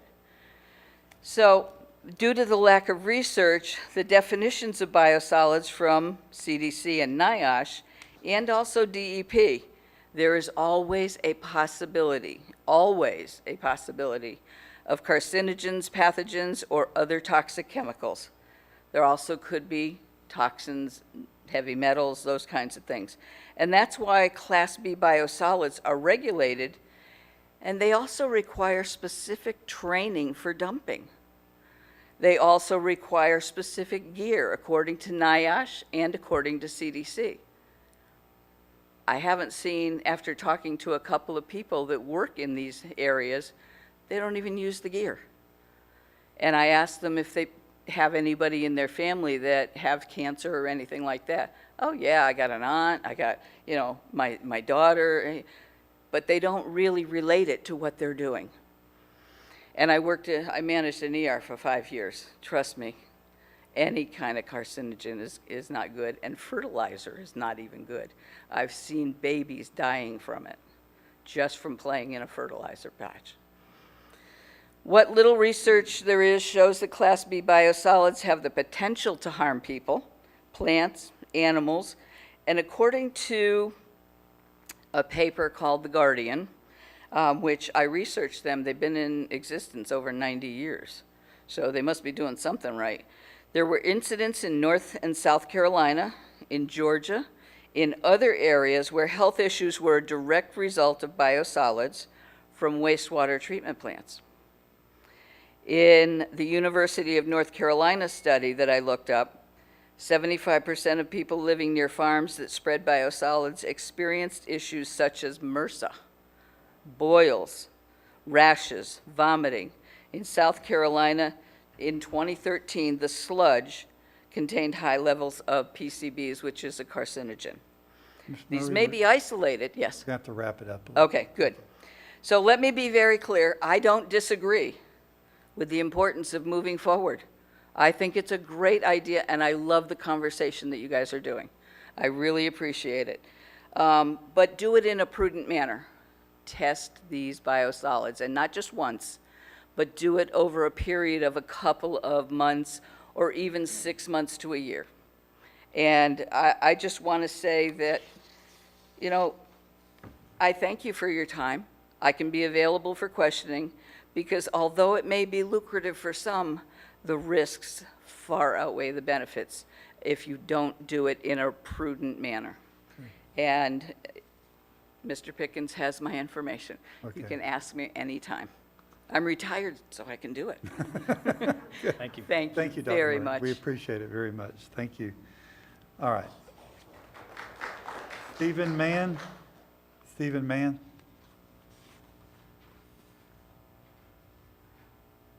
Is Kate your wife? She's also a speaker. Do you want to come up at the same time and, or? Come, I want 3 minutes each. yeah, come on, start.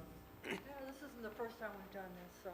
No, I mean. Side by side. We'll let y'all both have 3 minutes if that's what it takes Thank you. to get your point across. Good afternoon, Commissioners. Would you please speak into the microphone? Good afternoon, Commissioners. You got to pull it to you. It'll bend. There. That looks good. My name is Steve Mann, and I live in Lake Como with my wife. We both greatly love living in Putnam County, in the Lake Como area, and find the description gem of Florida to be very accurate. I'm here today to address the plight of the gopher tortoise, a threatened species. Its loss from careless agribusiness. The tortoise's imperiled status caused Fish and Game and Wildlife Conservation and State of Florida to pass laws to protect them. The major threat to these animals is the disturbance to its natural habitat. Many are found in Putnam County because of its mostly natural state, especially in our area. I have personally witnessed seeing them all along the old Highway 17 corridor. What makes the gopher tortoise so important is that they're considered a keystone species. Their burrows that they dig are up to 60 feet in length. Over 350 species of mammals, animals, reptiles, amphibians, insects, and birds live and exist only because of these burrows that the species provides. This also includes the burrowing owl and the indigo snake, which are two more protected species. The Orlando Law Group states that disturbing the gopher tortoise or their burrows, even driving over them, is a third-degree felony, and if convicted, the developer and landowner both face up to $5,000 and a 5-year term in prison.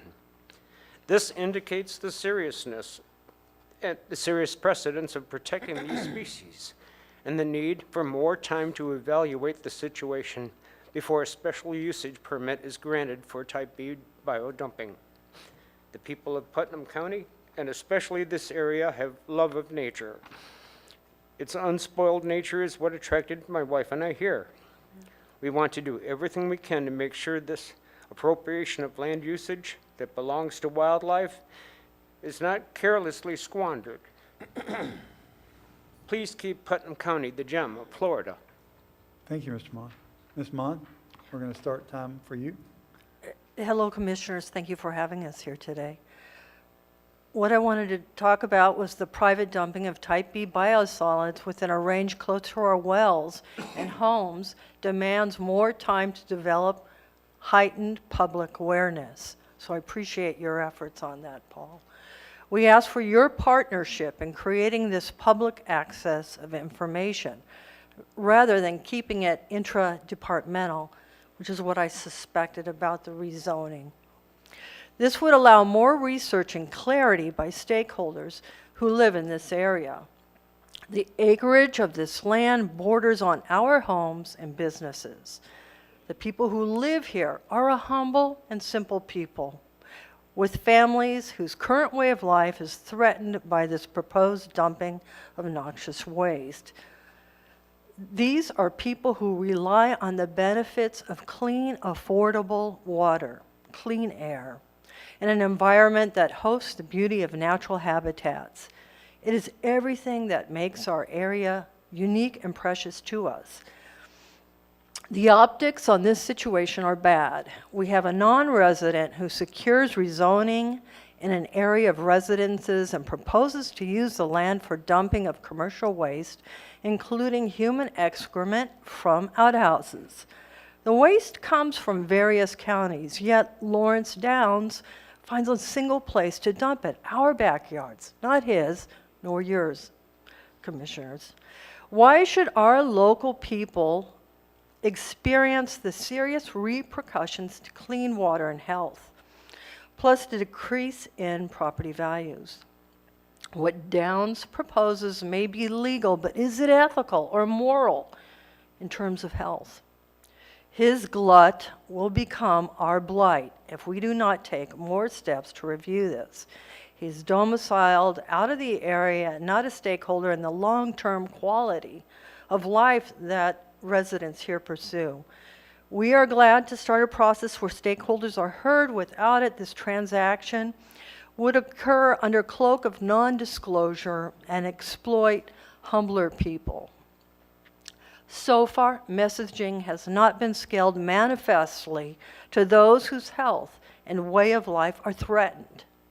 Plus, there are those who are from homes where English is not primary, so they didn't even understand those signs on rezoning that were fairly obscured in the first place. So we need that public access of information. We are not afraid of growth that is thoughtful and purposeful. We want to see good stewards investing in our community. Please contrast the commercial interests of this outsider with those of the people who live here and are affected by this noxious dumping. Thank you. Thank you. Elizabeth Fowler.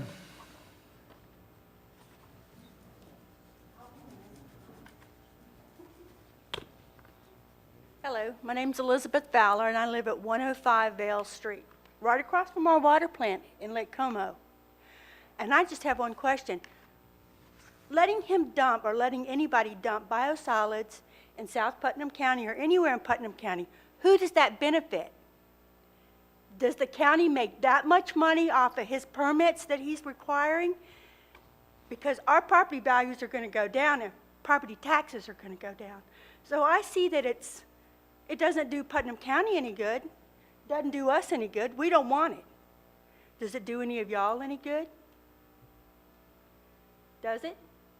Ma'am, Then why are we even considering this? Why are we even discussing it? have you been sitting here in the audience? I have. You've heard us all talk that we I've don't. heard you all talk about it. We don't even, And I agree with you, and you, and you. And thank you, by the way, Mr. Pickens, for acknowledging us that voted for you and put our faith in you. Thank you for bringing that up today, because I was starting to feel a little bit left out. And you, Mr. Adamczak, I agree with you.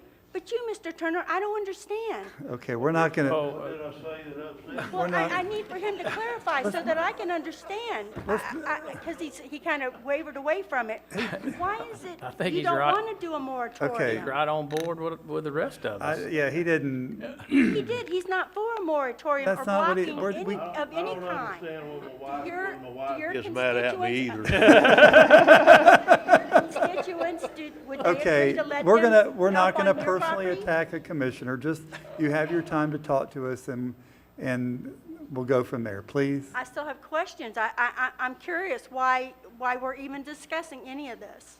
Why it would even be considered. That makes there two was- of us. One other statement Because before we quick, and then I'll promised the sit down and citizens, shut up. we promised the citizens that they would have their day to talk to us. There's been an application filed. Yeah. So there has been no public hearings taking place because it just got filed, hasn't even got reviewed yet. And did you get a copy of the email from Leota Wilkinson, Bobby Payne's person? No, Here, I no. want you I to got come this up where and it get says that. everything that's in Yeah. Biosolids. Now, take that with you because that's going to explain the process. And Commissioner Pickens is willing to do a public meeting down there, so that's going to help I'm out. very excited about that. Thank Yep. you. I appreciate that. One other thing, though, in your process of trying to decide whether or not to approve a permit or something, maybe an environmental impact statement would be a nice requirement, because there needs to be a statement done on this particular area, and I won't say the address. There needs to be a statement done, an environmental impact statement, and there's companies out there that'll do it, and I think that he should be responsible to do that before y'all even consider his application. Thank Thank you. you. Thank you very much for your comments. Roger Easterling? I don't know why they.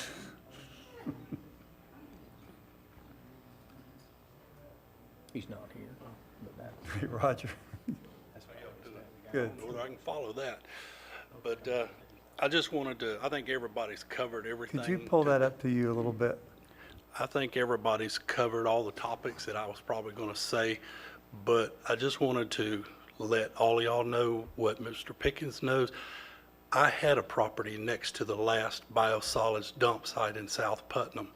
It's no longer in use from what I hear, but for about 10 years I had to endure that. I'm in the cut foliage business, and we had a fernery right beside it, half a mile or so. As the trucks come in, the smell got stronger to a point where we always checked the wind direction before we went down there to work to see which way it was blowing, because it would take your breath away. So my point is, if this is going to be anything like that, these people behind me that like to sit on their porch in the evening and watch the sun go down, those days are gone, because it was unbearable. So I just wanted to put my 10 cents in about that. Thank you. Thank you. Living in a big Dutch oven. Can you pronounce that name?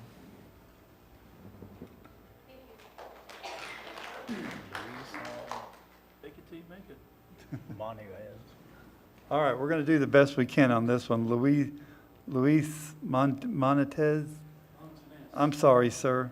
Luis. That's close enough. Good afternoon, man.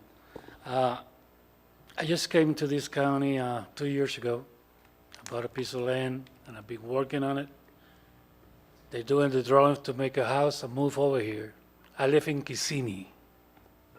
So that you know all the noise and everything that is over there. That's why I bought over here. Because it's peaceful and it's a nice town and nice county. Don't let that company kill our property and our county. That's all I requested for you guys. Thank you, sir. I agree. Thank you very much. Molly Stanton?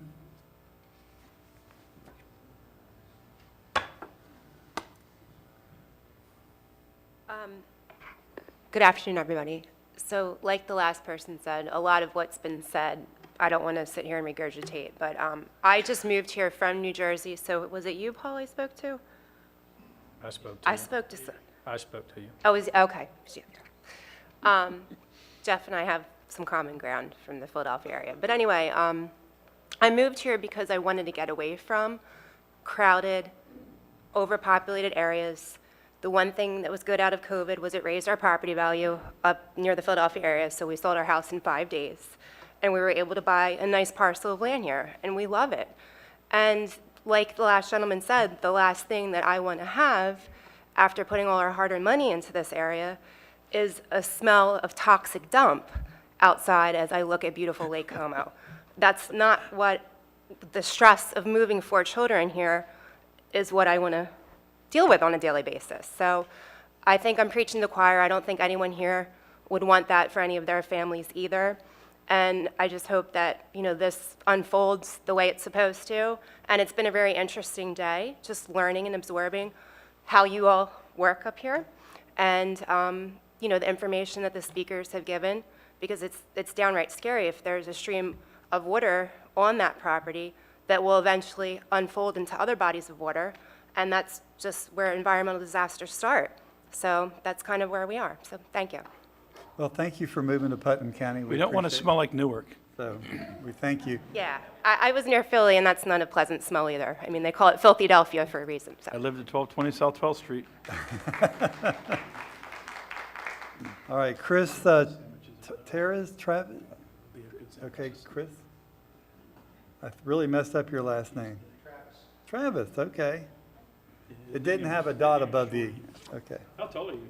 I'm 6'8", and I'm not sure the mic's going to reach that high. That'll be But thank you, Chairman Harvey and the Honorable County Commissioners, for this opportunity to speak to you today. My name is Chris Travis. I'm a resident homeowner in Pomona Park, as well as Vice President of the Lake Como Water Association. I find the possible spreading of Class B biosolids here in Putnam County, especially in the Lake Como, Pomona Park area, very disconcerting. First, the value of my home may decrease. According to Mr. Timothy Parker, the Putnam County property appraiser, who I had a very long conversation with, That fact remains unknown as the data hasn't been compiled and won't be until many years later after evaluating the said data. Second, the water from Lake Como Water Association has consistently been some of the finest quality in the state of Florida since I've been here. I'd like to see that continue, and it may not with the dumping of these biosolids. Can you, as our elected officials, guarantee us that this isn't going to affect our drinking water quality and in turn, again, affect our property values? We have areas surrounding us that have barely potable water without the dumping of biosolids. I hate to see our area become similar.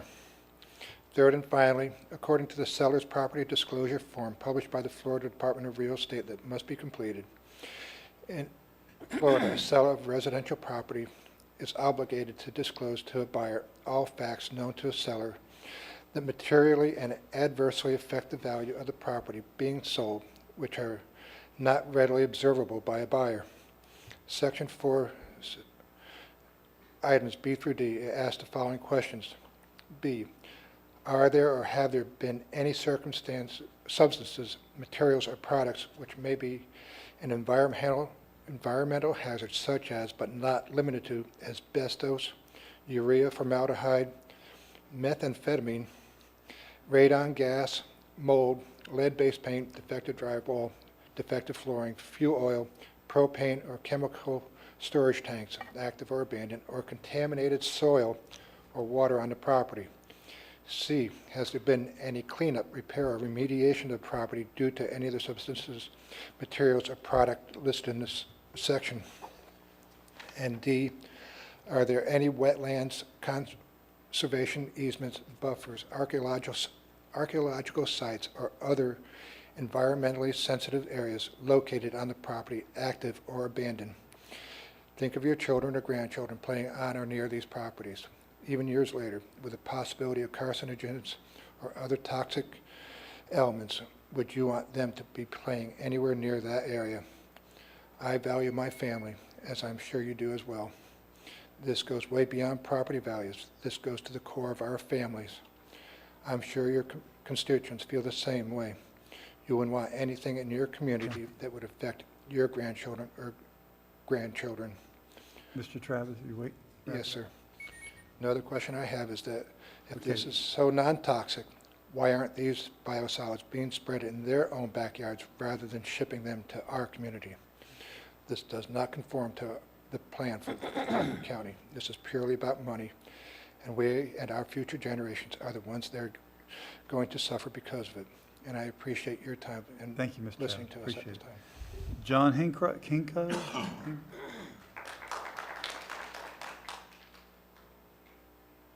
Now again, don't miss the opportunity to wave in support. We have two more items we've got to get to before 5:05. So. Thank you. Thank you, sir. Mr. Commissioner, Commissioners. My name is John Renko. My wife and I live at 340 Huntington Shortcut Road. We've been taxpayers in Putnam County since 2008, but we officially located here last year. We are voters. We don't miss a chance to vote. So that's just a reminder for Mr. Everybody's Pickens. a voter when you get elected. Yeah. Remember that. Okay. And they all voted for you personally, trust me. Oh, I always did. Always. I think in your process engineering program or the plan, there's two issues to me, and one is fiscal and the other is scientific. There's a lot of emotional things going on, but I see no indication that there's any value in this for Putnam. It's a not in my backyard issue. You've essentially got trying to get your arms around a David and Goliath issue, and Goliath doesn't even live in our area. So it's going to come down to how big the bread box is that Mr. Downs wants to bring to South Putnam. I've heard no indication on how many trucks, how often, what the frequency is, where the center of mass is, and if somebody can shed light on that, I think that will help your decision process.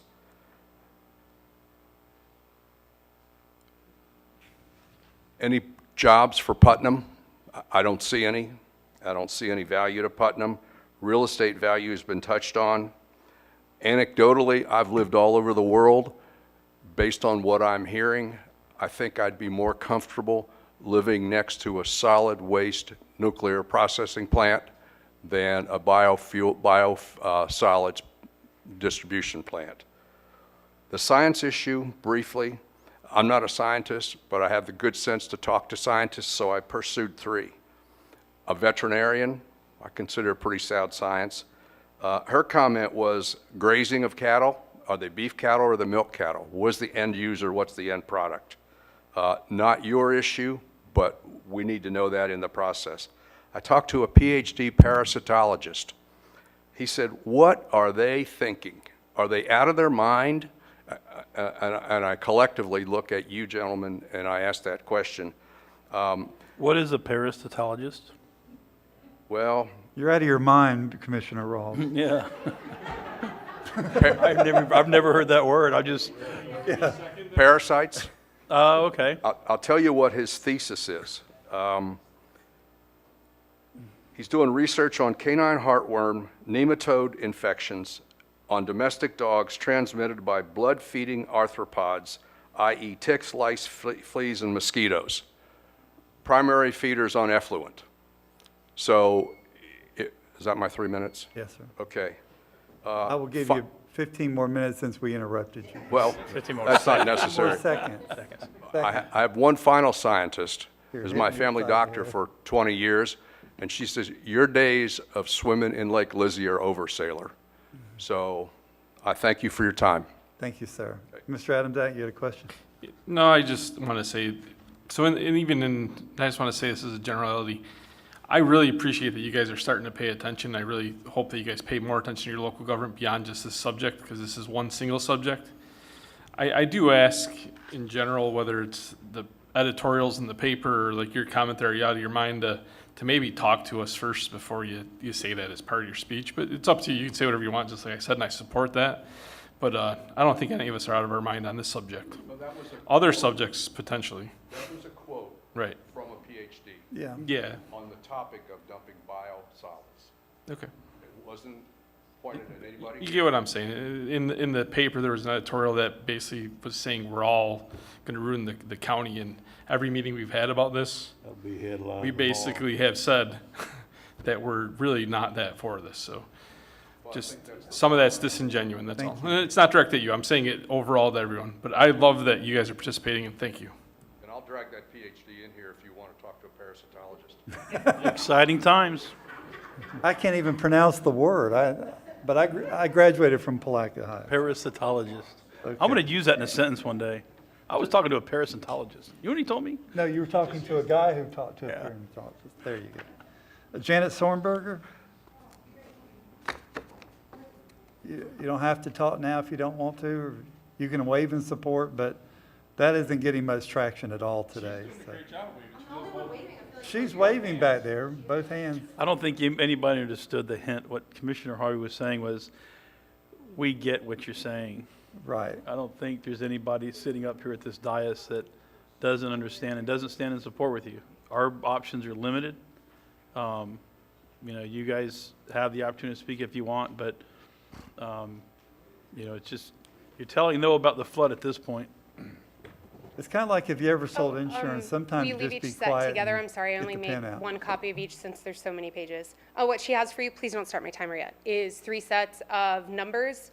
There are over 400 in-person hand signatures, 121 online petition signatures, and then a list of the meters for the Lake Como Water Association, small town. Haven't started it. Their Am I house starting? address is different than their shipping address, so Gave you those are like people. 10 seconds ahead. So. Okay, my main words today are hypothetical, moratorium, and hazardous. Well, you heard moratorium's not in the playbook because it's Yeah. going to take a while. So Okay, so I first had the privilege of speaking at this stand 6 months ago. you did. 6 months ago at the rezoning meeting. At that time, this issue was hypothetical. So now we're here and there is a real address, a real special use permit, and an actual concern. My request overall is to place a moratorium for greater than 6 months. I would request a year just because the past 6 months have flown and we really have just gotten to the first conversation. The point of the moratorium, as Bill Pickens suggested, is that it is not a ban. It is a pause, like a timeout. It's a moment for mommy and daddy to decide what's going to happen with the toys, or for all of the people in power to figure out what is the best new law. It's an opportunity to improve the system. As we saw by your wonderful discussions earlier, this is complicated and confusing, and no one's exactly sure what the process is. Also, we saw that maybe there is the petition or the special use permit request put in ahead of time. I suspect that would be maybe to be grandfathered in, just like the list of people that were grandfathered in the 2004 ordinance, which I must say had a 100% fail rate. I don't know if you noticed, but everyone who was applying before 2004 with proper use and intent as fertilizer have stopped.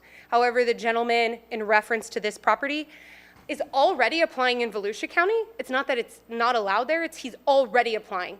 And he went from a state of bankruptcy to a state of living on a golf course and making enough money to consume a bunch of adjacent properties where we live and ship some of that poop Wait over for here. it. Here it comes. Don't poop on Putnam! I just love your enthusiasm. I do. All of us have said, crap, it's going to Exactly, kill our yes. property value. Crap, are my kids going to be safe? How many of us have moved here just 2 to 3 years ago? A lot. I don't want to waste my time. Yeah, I don't think you're wasting your time. I would like to ask you, with the moratorium, I want an appeal process. Because why are we here? Why are we bothering you? Because we're scared. We feel hopeless. This is a 1 versus 500. There are 500 signatures. There are potentially a different 500 water customers whose water is right there at the land. And there is one man who does not live here, whose kids do not live here, who doesn't want to build a house. He wants to make more money so he can live in another county on his golf course. He doesn't care about us. You guys do. Okay. If you knew how much irony is running through my mind right now, I'm just... Please don't stop. Yeah. I'm enjoying, Okay, so enjoying myself. originally, Mr. Turner, you said last Don't. time there was maybe hypothetically there would be an appropriate place if there was maybe 1,000 square feet or 1,000 acres. And today you said maybe hypothetically if there's 6,000 acres. My concern is it started with a small amount of land. And he's making so much money that he's buying up more and more land. So he started with, he owns 300 acres, and now he owns 600 acres. So when the property value of all the people around goes down and they want to move, he's going to buy that up too. All right, time is up. Okay, may I ask one more question? According to, and first of all, I'm not picking a fight. I'm really just on the outside curious. You asked the question, follow the money. We're all wondering, is someone making money off of this? So we did some research, and Section 1850 states, and I'm just going to read a little bit. All hazardous waste generators located in the county shall pay an annual fee for assessment, notification, and verification per site to the County Board of Commissioners. So I'm wondering, are the biosolids considered hazardous? Like it's been mentioned by some people as yes, but I don't know if that's defined in your term. And what kind of money would be paid to the county commissioners if the biosolids are classified as hazardous? Yeah, I don't know if I can answer that, but Mr. Turner has a question. Thank you. Okay, No, Mr. Turner has got the floor. okay. Well, I don't have any question. I just wonder why all the ladies are mad at me today. I ain't done a damn thing. I've said exactly the same thing everybody else here has today, except that I'm not for a moratorium, and it don't have nothing to do with biosolids. I've stated on the record 3 times now, I'm not for it being where they're asking to put it down there. But I don't believe we should kill a gnat with a sledgehammer either. And that's what y'all are asking us to do, is not have, there's no different. In this issue, there's no different than having a apartment complex on a corner somewhere where it's undesirable, and so we say, okay, we're not gonna have any more apartment houses anywhere in the whole county. We're gonna put a moratorium on it. It's the same issue. It's the same issue. There could be. Can I ask a question? Yes, ma'am, I'll let you. Okay, if great. the chairman will allow it. Okay. But just the same issue. I don't believe in putting a moratorium on any issue that could possibly be somewhere to do, but you make them go through the processes. Special use permits, special zoning, DEPs, all the different things. But yes, if that's what y'all are mad at me about, then you're right on the money. But I've stated twice now, and this is the third time, and now I'll state it again, I'm not for it going where it is down there right now because of the smell that it's gonna generate for the neighbors. But I'm also not for a moratorium, so that's clear. Thank you, Mr. Turner. I just feel like there's a confusion on the terms. So for us, we're asking for a moratorium because it seems that that's the best way to reevaluate the process. And I've heard everyone say yes or no on the moratorium, but across the board, I've heard a no on the ban. So I'm requesting a moratorium, which would be a temporary stop, like a timeout, if I go back to another mom analogy. I'm for a ban. You're for a ban? But- I mean, but- I'm for a ban, but I'm also for getting something I safe, still so. have the floor. I thought this was a workshop. It is, we're gonna. Okay, so can you define, when you say you're not for a moratorium, can you define the term moratorium? And how does Ma'am, I that won't do differ that. I'm from not gonna ban? stand up here and debate the effort this Well, with if we're you. upset with you unnecessarily because we don't understand you, then the best way you can communicate more clearly is by defining your terms so we understand what you mean. All right, we're gonna move Okay. on. We're gonna move on. What? We're gonna I'm move- sorry, Is that okay I'm with really you? not trying to be argumentative. I just think if we use the same word to mean different things, then we're gonna go in circles and not move forward like a workshop would be intended to. Okay. You can move on, Thank Mr. you. Chairman. Mr. I'm not Adams, gonna you have the say floor. anything that'll change her mind. Just so to make sure you're not confused, and you may not be, Yeah, but. please. Not moratorium, but on the Board of County Commissioners, Yes. that's your government. It's not the five of us, just so you know. Okay, So I just want to make sure that's clear. That's everything that happens in this county, whether it's roads or whatever. So when you call into this facility, they answer Board of County Commissioners. So it's. so would that be like the payment of the it's- special use permit as like it's tax you. But income? any payment, whether it's your ad valorem taxes or anything, goes to the whole pile. Okay. It's the taxpayers of Putnam County. So I just want to be clear that some people maybe listening thinks that like the five of us got some sort of payment. That absolutely. Well, I don't know, when I read this, I thought, that's too confusing. Yes. Can you Chairman, they define do moratorium? Because if understand I'm that it's using the not word gonna come improperly, before us. I would Okay. like to learn. Right. You defined it properly. Thank you so much. The current situation is not coming to us. Right. Well, we got two more Am I comments. dismissed now? Mr. Pickens. Thank you.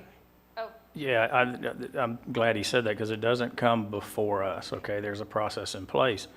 And, Before, you're talking about the ZBOA, like the yeah, permit approval? it won't come to this commission for a vote. And also, I think you mentioned the rezoning. Yeah, You just mentioned because. rezoning, okay. yes. So what we rezoned with the recommendation from staff and from the planning commission was a small swath. Yes, Okay. If we had not done that, we'd still be sitting there talking about this. I want everybody to be clear, I agree. is that we gave him the ability to get it out of, was it rural residential or something like that? Where he Yes. could have built a 500 or 200 unit complex, apartment complex on there without any zoning changes. He could have done that, but it gave him the opportunity to farm, use it, and make his property consistent. So I want to make sure everybody understands, you know, we didn't do anything wrong by rezoning that swath for him. Yeah, I Okay? referenced He that already only had for plenty of clarity other of land that timeline. he could apply for. Okay. All right, Mr. Rawls, real quick. I just, Thank you. for clarity's sake, the five people sitting up here right now are all in lockstep. It, you know, we're all saying it in different ways. It may not be translating well, but we're not the ones that you need to get aggravated with. I mean, we've made it very clear, we want to maintain the rural nature of our county. We want to keep it pristine. Everything that you have on the front of your shirt, we're in favor of that. But we've also got to figure out a process and then get the answers, because I've only been here for 2.5 years. It's the first time I've heard of it. So, you know, and it sounds to me like there's been some missed opportunities in the past maybe. So we need to figure out which end is up and start working towards that means and have it, you know, if I could have my way, it wouldn't be a ban. You know, I just discussed with the county attorney, says you can't keep people from bringing it from other counties. I said that maybe we can have a maximum amount allowable, and the maximum amount allowable is already here. You know, so we're going to have to deal with biosolids at some point somehow, but we need to deal with it, not stick our head in the sand and just let people come in from out of county and ruin good pieces of property. When you And before modify you the go there- process, can you also add penalties that Okay. are maybe, Before you go there, let Yes, me I'm say, sorry. you heard me mention that rural Florida is under attack. yeah. We know that. We see that happening because we didn't overdevelop. You know, we didn't want to overdevelop. And, you know, people look at Putnam County. I have reporters that call me and go, you know, Putnam County is so distressed. And I said, wait a second, we're really not. We've got a pristine environment. you talk about Orlando versus Putnam County, I'll take Putnam County every day Kissimmee. Yeah. over Orlando. I came So, here from Jacksonville 3 years ago. It's not as so- crazy as Orlando, but it's still much nicer Again, here. okay, we need to move on because I've got to keep this up and I've got 3 more issues to deal with before 5:05. Okay. So, Appeal and penalties. Thank you. okay, thank you very much. If y'all could wave in support if you've heard something already. Michael Holloway. Please try not to repeat the same things if you can. We do have to move this ball forward a little bit. Don't worry. I'm not going to repeat the same things. You don't have to worry about that at all. He's on the other team, huh? My name is Mike Holloway. Grew up in Gainesville. I'm from Ocala now. I'm an expert in land management and land application of waste. It's kind of a crappy job, but that's what I do. No pun intended. That's my engineering joke. That's all you get. So I want to start out by just talking about biosolids and where they come from, and in particular, the biosolids that we're talking about here and what we're going to do with them.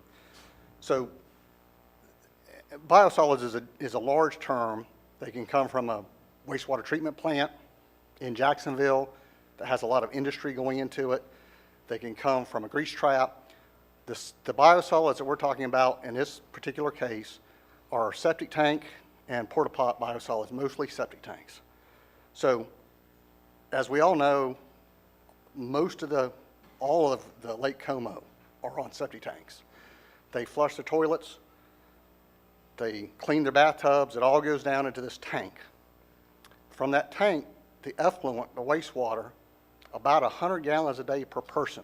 So all these people that have moved here every day are putting 100 gallons per day per person straight through that tank, into the drain field, straight to the groundwater. Very little reclamation of that water, very little uptake of nutrients, nothing like that. Even Crescent City, who has a wastewater treatment plant, takes the wastewater, does a little bit of treatment to it, puts it in percolation ponds, takes their biosolids and spreads them around those ponds. It's right by the Napa store. I'm not sure if anybody's ever smelled it or not, but it's really right there by the Napa store. Never smelled it. So I don't know when they apply it go either, so. over by Old It's a green 17. spot next to your It's store. right there. If you're doing a good job with your septic tank, you should get it pumped out every 3 to 5 years. Cost about $250 or something like that, depending on where you're at. The reason it's so cheap is because of people like Mr. Downs that make Class B biosolids out of it. He takes those biosolids, he treats them with lime, gets rid of almost all the pathogens and all of the bacteria. There's a little bit left, but then we land apply it on a site that's restricted. That's why it's Class B. The Class B to Class A, there's very little difference between them except some temperature. The Class B is applied to restricted sites thinly across the ground with a set spacing of aerated soil that kills the rest of the bacteria before it gets to the groundwater. For the people that aren't pumping their septic tanks out and have a drain field failure, for at least a year before they actually know it's failed, before it's coming up out of the ground, there is a saturated zone beneath that that's getting all the bacteria going straight to the groundwater. So it's really important to pump these tanks out, and it's really important to keep it affordable for people to pump them out so that they don't have to replace their drain fields on a regular basis. If you properly maintain a septic tank, you should never have to replace your drain field. All right, I have to ask you to wrap it up. We really have to go pretty. So DEP requires an expert like me to do a detailed environmental plan. I have spent a lot of years learning how to do this, soils, a lot of the things that people have talked about here, I'm an expert at. And that plan will be scrutinized by some very smart scientists at DEP before we're allowed to apply any biosolids on that land. So you can rest assured that those people, we're going to make sure that everything is done. This is not dumping, this is fertilizer. This is the basis of recycling. This is the new technology. This is as sustainable as you can get. If you're going to ban biosolids coming here, you're going to have to ban fertilizer and millorganite. That's all. You know, like you said, it, millorganite is biosolids. Okay, we need to wrap it up. Thank you. Okay. I have a Mr. Adams, question. that- I'm sorry. Yeah. So, I don't know if you could stay up there if you want for a second, because if you're an expert, I'd like to ask you a question. So the difference in Class B and Class A, and then there's an AA, is heat, right? It's the temperature at which the biosolids are brought to. Correct. What is the purpose of that heat?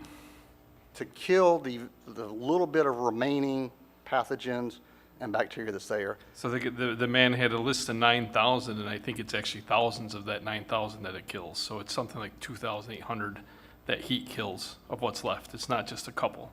So, thank you. Mr. Rawls? So, but, sir, why not, you know, True Green Chemlawn goes around spraying nitrogen-enriched fertilizers on people's lawns and charging them. Why not just go around and spray people's lawns since it's just fertilizer? Because if you treat it to Class A, then you can. You can spread it like millorganite.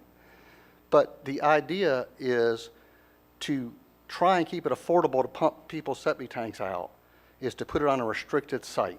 So the idea is to take some of these and put them where the public's not allowed, where they control the cattle. The cattle can graze there after a 30-day rest period. But there's records that are kept to do that. So if you take this and just put it on people's yards, you can't control that 30 days. But if you treat it enough, you can. It's the same material, it's just treated. It's just heated up. They add more lime to it, and you know, it goes up to, you know, 130 degrees for just a half an hour. So it's not a big difference, but it's enough that allows public access or not public access. But it's truly just fertilizer. So is it dangerous for the first 30 days that it's applied? There can still be some bacteria and stuff left for that time. That's why you wait 30 days before you let a cow graze on it or before you harvest it for hay. And I think the big difference between what you're talking about, and because this isn't simply millorganite, is they actually put the millorganite in an oven and they superheat it. Correct. So this is a completely different conversation. And, you know, calling a dog's tail a leg doesn't make it a leg. And you stating it to be fact doesn't mean fact. And I would disagree with you that you need to have your septic tank pumped every 3 years anyways, because if your septic system's working properly, you don't need it pumped for very long periods of time. I'd be more than happy to sit down and have a conversation with you on how septic systems work, since part of my job as a contractor has been putting those things in myself. I do know how they work, and I would respectfully disagree with pumping it every 3 years. If the goal is to get them pumped so you can get more effluent to put out, maybe that's good for your business model, but I don't think that's a truthful statement. All right, we're going to move on. Thank you. Michael, I can't do it. I apologize. No worries. I know. SZNGPST, never mind. I got doctor's handwriting.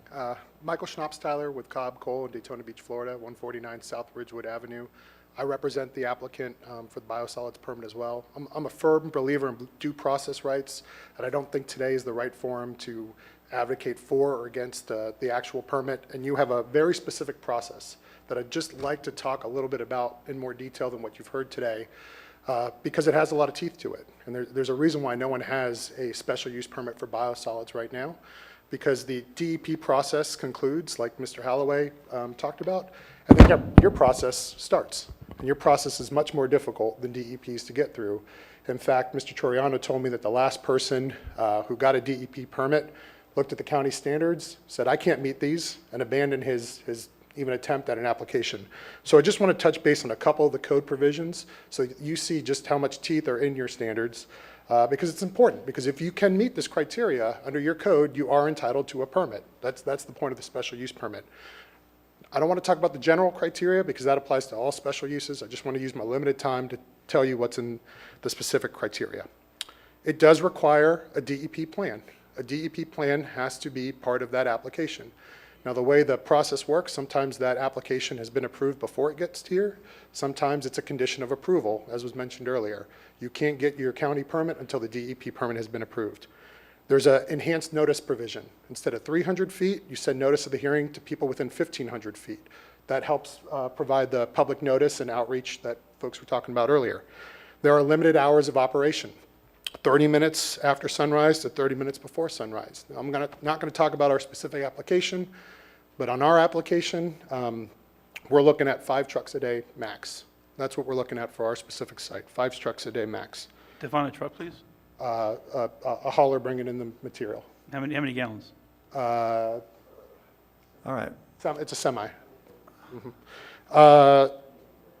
Please, The field- please refrain from using the application because it hasn't even been reviewed yet. Okay. So let's No, not I'm open. going to spend the rest of my time just talking about your specific criteria. The field has to be staked with white markers, 4 feet tall. All seepage must be passed through a grinder, suitable alternative using best available technology as determined by the DEP. Seepage from outside the county has specific standards about the facility that it's coming from that has to be part of the application process to make sure that you know that what's coming in is safe, has been treated properly, and is effective. Setbacks. The DEP setbacks are 75 feet from the property boundaries. Your setbacks are bigger, 100 feet. Vegetation has to ensure 75% coverage from the property lines there as well. So you have enhanced vegetation requirements that the DEP doesn't have. DEP also has stepped up standards for sensitive lands. 1,000 feet within a Class 1 body, outstanding Florida waterway, 200 feet from any other surface water of the state, and then additional feet depending on where wells are located, where people live, property boundaries, and where people reside. So again, just wanted to let you know you do have some very strong and specific standards that apply here. Thank you. Thank you very much for your time. Tom Ball and Audrey Ball, are they here? I guess you're Tom and not Audrey, right? Okay. Yeah, Tom Ball. I've been living in Lake Como since '83, and Putnam County since '64.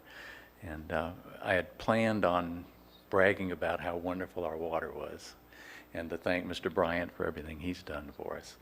But I will switch to ask all 5 of you to please be involved with this much more than you have been, from what I understand. Not knowing about the application last week is upsetting to know. And I would hope that you would expedite legally any involvement that you can get with this and let us know about it. Thank you. Thank you very much. Okay, last card is Megan Allman. It's getting late. Thank you all for your support. We're on the same page. I moved here in '98 to go to college and never moved back to New York to take over my dad's business. I love it here. I moved to Florida for the rural part of it. We have my husband and I, 23 years together. We have a 16-year-old and a 14-year-old. So our kids are driving. Well, my son is. They're both going to be in the high school together next year, 9th and 10th grade, and these trucks make me nervous. My heart is fluttering just thinking about it. 18-wheelers on Old 17, the road is literally 12 feet wide. We drive big diesel trucks just so our kids are safe, Dad and I are safe, but our trucks take up the entire lane. So I get a little nervous thinking about our kids driving on these roads with the trucks. Secondly, we live on Lake Como. We've lived in Pomona Park for 11 years, and now we live on Lake Como for 12 years, and we love it. I'm in the water every day, winter, spring, and fall. My dogs drink it. We swim in it. I'm sure I've drank it. We have well water at home, but we play on the boat and fish and swim and activities every single day. We love the water.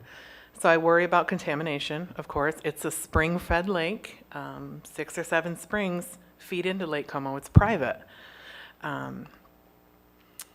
Also, I used to go to Palm Coast often, go to the beach, go visit my brother, and I'd drive down through Seville on 305.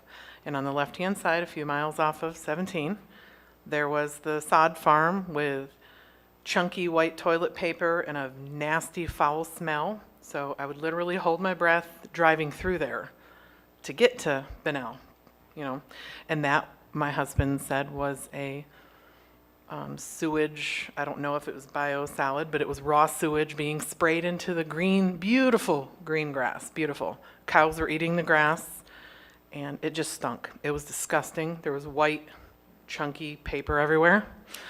And that is another little tiny skinny road. But I would avoid going down through Seville. I'd go 100 out of East Palatka or San Mateo and go to Palm Coast. I just worry about the contamination of our lake, the smell. Our kids both play sports for the high school. Volleyball, I know Miss Holly's one of my best friends. We enjoy the outdoor sports. My daughter's really into softball, and that's an outdoor sport. And I hope that when I'm sitting at softball games, football games, we like to attend other sports that our kids don't even play because we support our little area.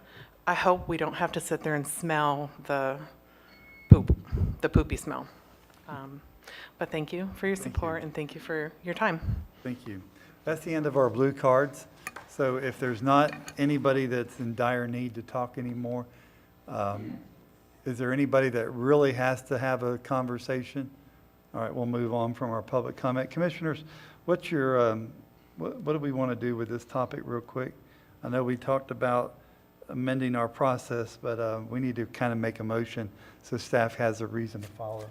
I'll take a stab at it, Mr. Chairman. If you would, speak right in your microphone because I've already gotten, I got it. I You hear. didn't get chewed out bad as I did. No, sir, I did not. Not yet, anyway. But the day's not over yet either. Yeah. So, Yeah, never miss an opportunity. I think that we should redo the way that we handle this whole situation.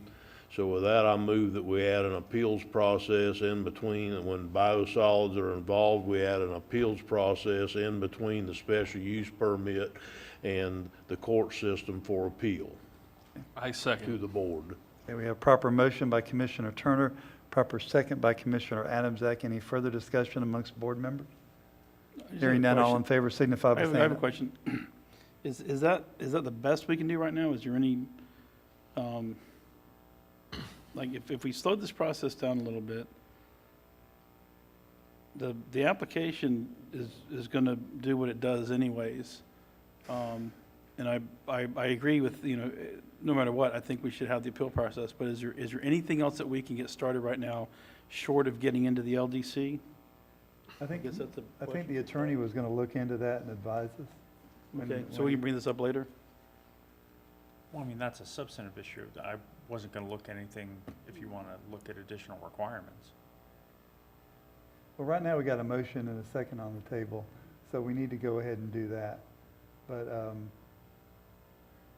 okay. But Do the motion first. May I amend my motion to say that it's a no-cost appeals process between the special use permit and the circuit court? You may. I'll second that. Motion's been amended and seconded, so we're going to vote on the we're going to just vote on the whole motion to begin. So the motion is basically to put an appeals process in for, to the Board of County Commissioners with a no-cost appeal. On biosolids. On biosolids only, that issue only. All right, so all in favor signify by saying aye. Aye. Opposed, like sign, the ayes have it. Mr. Rawls, I'll give you a moment. Where were you going with your conversation? I think, maybe we need to direct staff while we're having this conversation to look into seeing if there's any opportunities that we can modify the process right now. When you say modify, are you talking Modify about to a ban, a suit- moratorium, a slow-down process? Yeah, whatever it takes. So if we, I didn't hear the answer to the question. If you're bringing in 5 trucks a week, are they 20,000 gallon trucks, 40,000 gallon trucks? Are we talking 200,000 gallons a week? When is enough enough? Do we try to come up with a number and say, we don't want to handle more than 100,000 gallons of fluent, more than 100,000 gallons a week, and then take a look at what we're already dealing with right now as a community? But I think if we're talking slowing, let's not muddy the waters with how many trucks. Is there an appetite to direct staff to look at if there's an opportunity to slow this process down? Well, yeah. Mr. Turner, you have the floor. Direct them to do what, Mr. I Chairman? know. There's been an application filed, it hadn't been reviewed, it hadn't been DEP, it hadn't been through our process, it hadn't done anything yet. I think the proper time to talk about all this is when we go through the land code. If we want to change it, fine. We've got this part of it done as quickly as we can do it. building an appeals process, so it will come back to the board. If it comes back to the board and it's been approved with a supplemental use permit or DEP or disapproved, it may be the other side bringing it to the board. Then that would be the proper venue to have this discussion that we're having today. But I think. I don't want to get jammed up where now we're in a hurry to make a decision because we weren't proactive. What I'm basically describing is a situation where if we could start looking at defining how much enough is for our county based on our total population right now, if we're generating X gallons per week, per month, per year, put a limit on that going forward, and then other commissions out in the future can change it if our population changes, but not not have it to where. Do you have the expertise to I decide do not. how That's what many I'm saying. gallons? Well, I don't Yeah, either. that's what I'm saying. Gives the staff That's the and let the reason why staff we come need back. to leave it to DEP and the professionals. I think if what I'm understanding from Mr. Commando, if we leave it at DEP, anybody can come in and crap in our backyard, period. We have to allow it. And I'm saying that. Only if they allow it. But if they allow it, at that point, we have no say-so over it. So if we as a community said, we'll allow it, but only to a Say that, certain Rich? extent. Did you say that we have to give them a permit if they got a DEP permit? No, that's the whole point of the special use permit process, and it also, you have the ability to control time, place, and manner. That's what zoning's for. You can allow it in certain zoning classifications. But if they have the zoning classification, it kind of reminds me of when we were talking about going C3 for the internet cafes. You run the risk of saying, if they meet the C3 requirement, then they can have an internet cafe there. Not if it requires a supplemental use permit, then it's got to go to ZBOA. Just a conversation with the board. If the board doesn't have an appetite, I understand. I would like to see us in the future, not in the next month or two, in the future, come up with what we could be looking at as a total impact on the county as a whole. And, right now we're having a conversation about South Putnam. If this was happening out near Cowpen Lake, we'd be having the same conversation with a different group of folks. That's where I'm getting to. Yeah, and I don't disagree. I think we heard from the gentleman back here about how many gallons of sewage goes into our septic tanks, goes in our drain fields. I don't know if I agree, because I don't think we should ever open our septic tank unless we need to, and they usually work pretty well in high soil or high sandy areas. But when you take all that in consideration, I agree. How much are we willing to handle based on the fact of all these septic tanks we currently have? And even if it wasn't septic tanks, even if it was septic to sewer, we still got to deal with it in the county. So we still have ours. So we got 74,000 residents using 100 gallons a day. We know that number. What's our appetite? I agree with you, sir. Mr. Pickens? If we get to the point where there is an application and it comes through DEP, is there a point where the county commission, if we can get a consensus, that we can make a statement that we do not agree that it should be applied to this particular property? Say that again? He wants us to have consensus that if we get to the we as a point, commission is that, don't agree. like we said, that it may be fine in some areas, but I don't believe it, this particular area should be approved to apply this. Well, that's exactly what would happen. That's exactly what would happen if we just did what we made a motion to do. Then whoever loses, whether it be the people that want to dump it or the people that are going to get dumped on, whichever way that it turns out, they're going to be able to appeal it at no cost, and it come to the board, and this board will then be able to vote to not give them the supplemental use permit. Yeah, but That's what we just did, was appeal the supplemental use Commissioner permit. Pickens, is your concern that process, this application will happen Yes, before that process? before that process. But I don't Yeah, know I how agree. we could do it any quicker. I don't. I understand that. That's why I'm saying we're not going to be able to put that in place, if it would be appropriate, if the commission has a consensus to make a Rich, statement. are we allowed to statement that we express are- our opinion to the we are ZBOA in not- that manner as a commission? I mean, that basically what he's saying is, can we all agree that particular location, because we have no decision in that application, that we don't like it? We don't like it.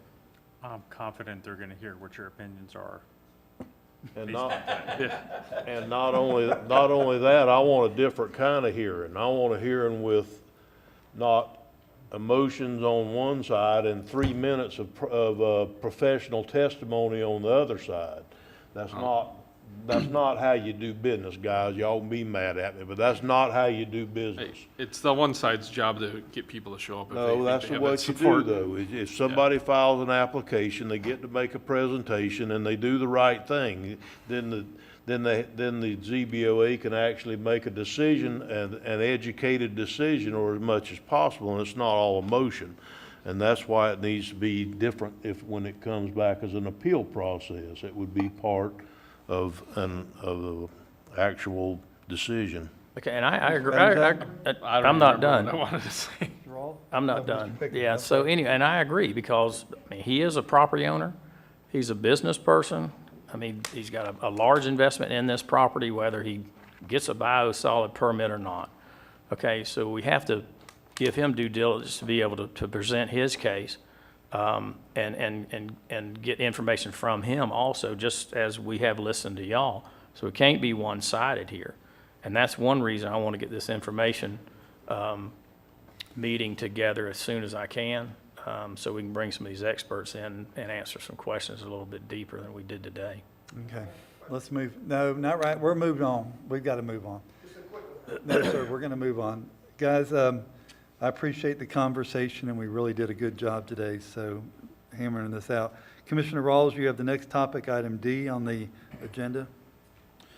So, last summer we had the discussion about a veteran monument in Putnam County, and I was encouraged by several people afterwards to see about taking a look at having a protection ordinance that would protect veteran monuments countywide.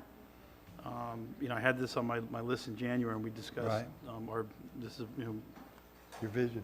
Yep, goes back to then. So, Mr. Commando I'd sent him like 3 or 4 samples, and he liked was this Hillsborough County? That was, yeah, Hillsborough County had a really good one. So, just want to have a conversation and see if there's anything we can do to get this, approved by the commission to put in place to have an ordinance that protects our veteran monuments throughout the county. Okay, Mr. Rawls, may I join in on that?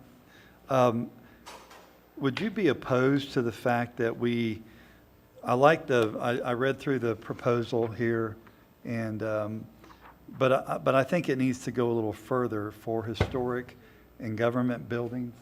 I think when we do the overlay, monuments are very important, but so's are murals, so's are government offices, so's are, I think our government assets are historical, our monument, guys, I need some quietness, because all that voice comes up here. So if we can, we're on another topic right now. But if we could look at, let's have that conversation, if you're in agreement to it, of modifying from monument to historical and government and those things that we hold dear in our county. And not just because they're a mural, but they have some significance there. Now, I don't think we need to name them all. I think it's just common knowledge that if it's a government building or, something in that nature. So how do you feel about that? I don't have a problem with that. Mr. Chairman, could I ask IT, do y'all have an iPad, a charger back there you can bring to me? My iPad just died. I can't see anything. Okay. She's on her way. Thank you. Okay, Mr. Zach? Yeah, that's. Sorry, I've been trying to get to you. No, that's fine. I love what you just said. I think it should be extended to basically anything of historical significance, and it should outline what that is. But one thing I think it should include in that is gravestones, and whether it's a veteran or not. We need to protect grave sites in our basically our cemeteries for everyone, regardless of a veteran or a regular person or whatever. The increase in the vandalism in graveyards and stuff has gone up exponentially in the country. I don't know why.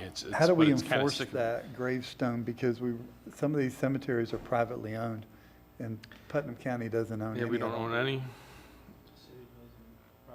Yeah, in the city, the city owns some, right? They own.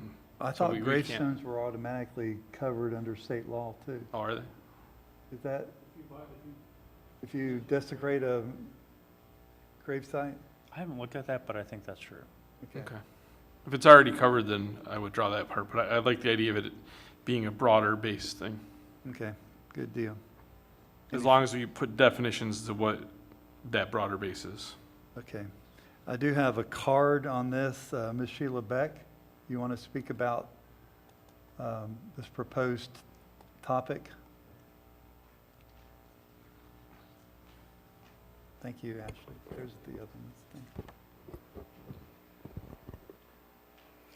Well, Commissioner Turner, I'm not mad at you yet, but that is The day's- subject to the change. day's early, Sheila. I just want to encourage y'all to put this in place. I really believe in my heart that you're going to have to define in there the monuments, the gravestones. They're going to have to be very specific, because as of 2 days ago, there's been posts from people that, you know, light up the statue, like just crazy stuff that we shouldn't be saying. It shouldn't be on there.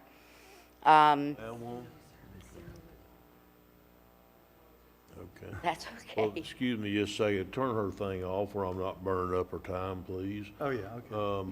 Ma'am, if it's gonna be more than 20 minutes, then I don't need one because it'll be over by then or not too long after that, so. Okay, thank you. Sorry, Mr. Chairman. Sorry? You got two people that like you. Oh, go right ahead, Ms. Beck.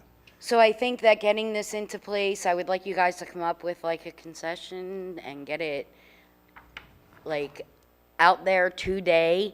But whatever y'all do, I know, you know, things have to go through its due process. I would like to bring to point though, as y'all can see that I brought my child here. She's been like riding my coattail since August. So she's been around this and she has learned a lot. She's learned the good, she's learned the bad, she's learned the ugly, and she's saw me sometimes at my worst. But I have tried to teach her that no matter what my emotions are speaking, sometimes they're way out of line. I'm not always right. Everybody is wrong sometime in their life. But bringing her today, I wanted her to see this come to a closure. Thank you. So we're sitting there, So do you support? and I feel so disrespected for my county commissioners, for the people sitting in this room, for her who is going into high school, for everybody to stand up and do the Pledge of Allegiance, and you have two people Okay, all that right. refused to stand up. Okay, let's. That is You're not speaking- appropriate. All right, it is America, and that's the way it is. It is very disrespectful. Well, then I kept my eyes on the flag. I didn't look around. So, look, do you support a monument, historic government overlay of our things in this county? That's the question I want to ask. Ordinance. Absolutely 100%. All right, good. Thank you. I support turning on the air conditioner. It's hot in here. Julianne's on her way. Well, do you want me to run and go turn up the air Oh, conditioner man, we got for you? somebody doing it right now. Thank you, Ms. Beck. Thank y'all for your time on Okay. all of this, and we really do appreciate it. All right, Mary Reese, I had messed that up too, I know it. Okay. I didn't? Okay. You got You had- one right. Good for you. You have beautiful handwriting, by the way. Oh, well, thanks. I hadn't planned on speaking. You all know how I stand on historical things, but I actually, when I filled out the card, wanted to come up and say that it needed to be more than monuments, Right. that it needed to be anything historical, whether it be kiosks, murals, markers. I've just been elected regent of our DAR chapter, and as part of my responsibility is finding a project. And I wanted to do something on historic preservation and putting a historical marker up for William Bartram. And in doing so and doing research, found out that there was already a marker at Stokes Landing that has just disappeared. Nobody knows where it is. And so hopefully with some visibility, and that there might be penalties associated with any desecration or vandalism of any kind, that might be a deterrent. So I appreciate you addressing this topic today. It is something that's near and dear to my heart. And thank you. Thank you. Is there anybody else that would like to speak about this? All right, commissioners, we're going to direct staff on what to do. So, Commissioner Rawls, you want to take the lead on this? Sure. I think we should, using the example we have, created an ordinance that would protect our historic markers, monuments, buildings, murals. In my estimation, if it's a veteran monument, whether it's brick and mortar or painting on a wall, it's a monument to them. Street signs as well. But yeah, I think we should have something that's all-inclusive as a preservation and protection ordinance to preserve our history. And Okay, I get all that, Mr. Chairman, but I still don't know what he's just said. So are we gonna ask the attorney to draft us up an ordinance along the lines of is that what you're saying, Commissioner? Okay, so Yep. we're gonna ask the attorney as a board to draft something for our review at a future meeting that we would look at that's actually not just something from Pinellas County, but actually what we're gonna do, correct? So the Hillsborough ordinance is more broad than, in your packet, you've got the St. Pete ordinance. The Hillsborough ordinance is a little more broad and covers everything that you've already said. the Hillsborough is one that I like. Well, I think you've heard the gist of what.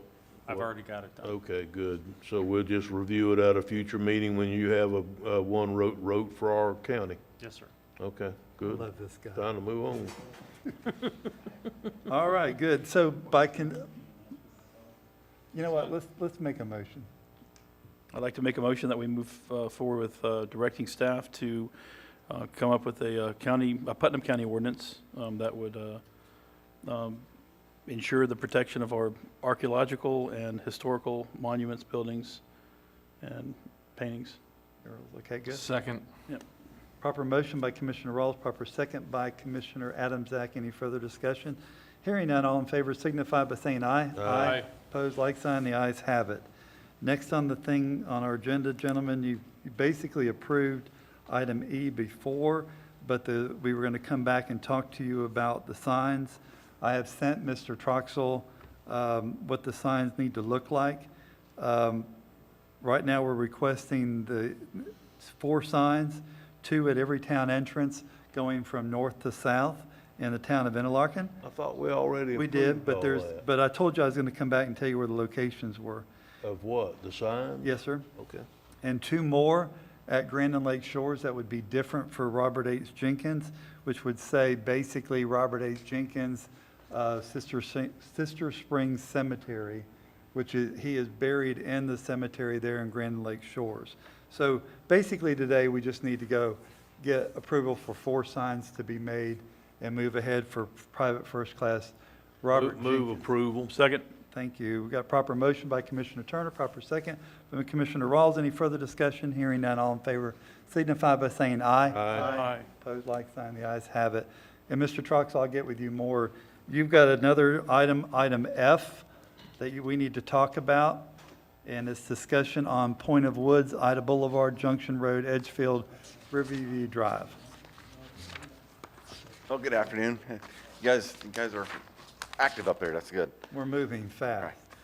But we just recently received our bids back, 21-13, for those 5 areas, Point of Woods, Ida, Junction Road, Edgefield, and Riverview Drive.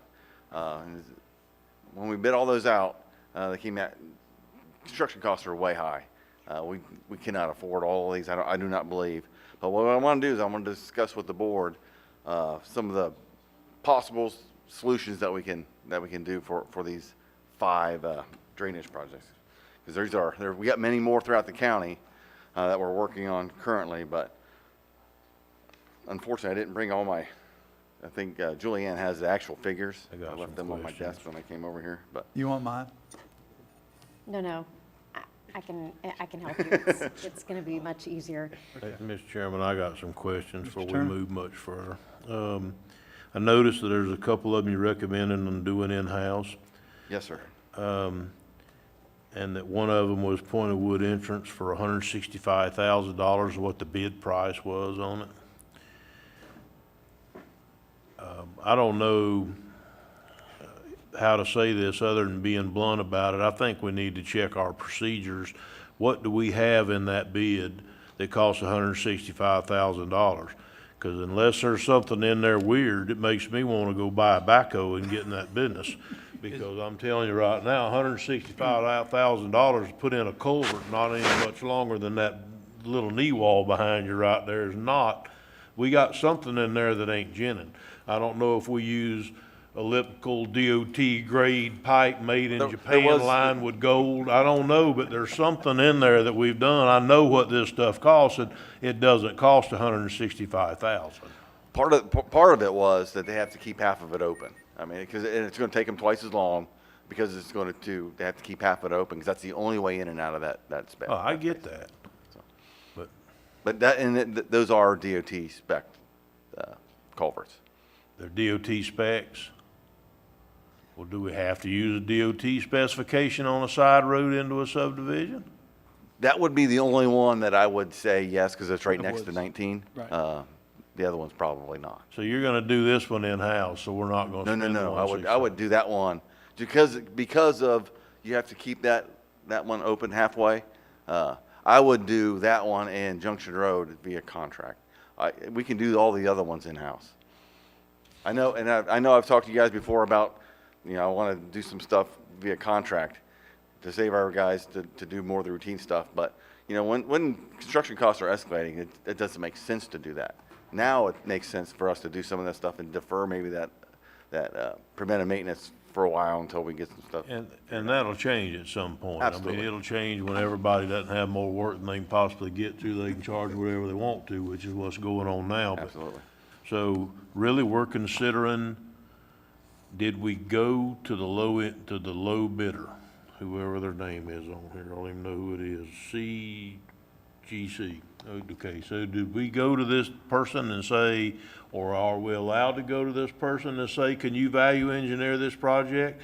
Can you change the pipe from elliptical concrete to something else that'll work, like plastic or whatever? Yeah, it doesn't last 125 years, it only lasts 60, but it might cost a third. So I'd like to, have we even gone to them and asked, we have that built in now, don't we, Ms. Young, that we can go and ask them for that now? Yes, we do in a pre-award process. The reason this is back to the board is we need some general direction. The budget approved a number of drainage projects, and we are basically with the bids, if we just took straight bids, we're 400 grand over budget, not accounting for 3 major projects that we don't even have bids out on yet. So at this juncture, I'm not even sure we're at a point to begin value engineering discussions, because Mike needs direction from the board. Which ones do you want him to take in-house? Which ones do you want him, what do you want him to do with the over-unders? This commissioner wants to do them all. I want to take the 400,000, find it either in reserves, find it somewhere. We've talked about these, if we'd have done them 2 years ago, when we first started talking about them, they probably wouldn't have been over budget back then. So I understand that it's taken a while to get them designed and done and whatever. So this commissioner wants to just find the money, take it out of reserves, take it out of whatever pot of money that you think would be best, recommend to us, whatever, but go on and get them done. But I want to do them as efficiently and thrifty as we possibly can, which means we need to go back to this contractor that's going to charge $165 for 40 foot of pipe across the driveway and say, okay, can we do something here? Can you make a recommendation? I understand it's a little more that they can only close half, but it shouldn't be 100 grand more. So if it turns out that the problem is everybody's got so much to do, that they can't get to it, and that's the problem, and so they're just throwing numbers at it, and this guy happened to be the lucky one to have the lowest high number, then maybe we need to do something else. Maybe we need to do that one in-house too. I know you don't want to, but maybe we need to do that. Maybe we need to look at our continuing service contracts again. I know that we hate doing that because it got us in trouble one time. But those are what keeps us into having these little high-load spikes like we're having right now, because you have a year contract. Don't have to use them every day, but for situations like this, we might be the time. You know, if somebody gave us a price of $10,000 a foot or $2,000 a foot, put in pipe, installed, ready to go, that might be a time to use that contract if it was half of what it was gonna cost when we bid it out. So anyhow, thank you, Mr. Thank you, Mr. Turner. Mr. Rawls, before I get to you, I want to ask a question. Some of us that have been on here for a while heard that Point of Woods was going to be done by DOT. What changed on that all of a sudden? Have you heard? No, Previous public works director. That was done, it must have been done a while ago, because I've never heard that. You believe them? No. Guess I shouldn't, right? It's But on private property. I can only believe what, but DOT had some kind of involvement at the Point of Woods, and I remember that conversation. They were gonna try to get them to pay for it, but DOT declined. Okay, good. How come, have we set our specs so high that no local people bid? Because you got a good performance out of one out there on Litzel Road. I mean, do they have to be DOT certified? to Is that answer why that. we If didn't it get? was over $100,000 is what the board set earlier. But I mean, no local people even bid on that. Not that I know of, no. I have an issue That's what with it. I'm saying, Mr. Well, Chairman, here- we got to fix that. We I got mean, to. there's at least, I can come up with 5 I know. people around here that has the ability to put a damn culvert I've in been, at I've the been end of Point of patient Woods trying to hold Road. myself. I had this conversation with staff and then with this board. This is the 110-page bid that went out, and I told Mr. Troxler and Ms. Young. 110 pages to fix the. This bid was 110 pages. And when I read it, I said, I told the board, this is when I said, if the devil's in the details, there's a lot of devil in these details, I wouldn't have bid it any less. We set ourselves up for failure because we have all and it keeps going back to DOT Green Book. And I said, Mike, we don't have to follow Green Book on this. I thought it was the intention of the board to get away from that. I thought we where had even can. voted more than once We to say that you did, we didn't. did, but read the bid. 110 pages. All right, You then would have bid maybe any it's cheaper. time I to would've throw either. Maybe it's time to review the bid process again. Maybe that's what it is. Amen, brother. Hey, I'm with Commissioner Turner. I don't mind spending the money, but I want to do it as thrifty as we possibly can. If it means to throw this out and look at the bid process and have a 5-page bid instead of a 110-page bid, you got this commissioner on board, and it's not your fault. Well, what I'm looking at is Point of Woods and Junction Road would be the only 2 that I would contract out. All the other ones we can do in-house. And we had a meeting last week internally, and we could do 1 a month, July, August, and September, or June, July, August. I could do the other 3 that were on there in those. I think in the interest of fairness, not to take over the conversation, but following up on what Commissioner Turner said, I've had this happen to me before, where you get an idiot for an architect that says, oh, you can do this for $200,000. Then the bids come in, and I'm the low bid, and then they say, oh, you're over budget, put it back on the street. Now my number's being chased. So I think in the interest of fairness, we should go back to these guys and try to negotiate, give them the opportunity to value engineer this, help them help us, and We go back built to this. that in our procurement code But where we could do especially in that. this one case right here, because I would be really upset if I was them putting in this much effort, coming to the price, then us turning and go, well, sorry, guys, we didn't expect that, so. Mr. Adamsack, you have the floor real quick. I just want to agree with Mr. Turner on the continuing contracts item. Basically, I think we need to have every tool in our toolbox available to us, whether we use it or not. So I think we definitely should have that available to us, and we should pursue that. So thank you for bringing that up. Thank you, Mr. Adamsack. Mr. Pickens? Yeah, I agree with the value engineering and take it back to these people since they bid the package. But Mike, I think we discussed this before, but why Junction Road would you not do that one? Because it's a narrow 2-lane road. I'll have Right to get there, with 9th Street, I think. There was something else with that one. I can't exactly remember off the top of my head why, but the other ones we'd easily do. Okay.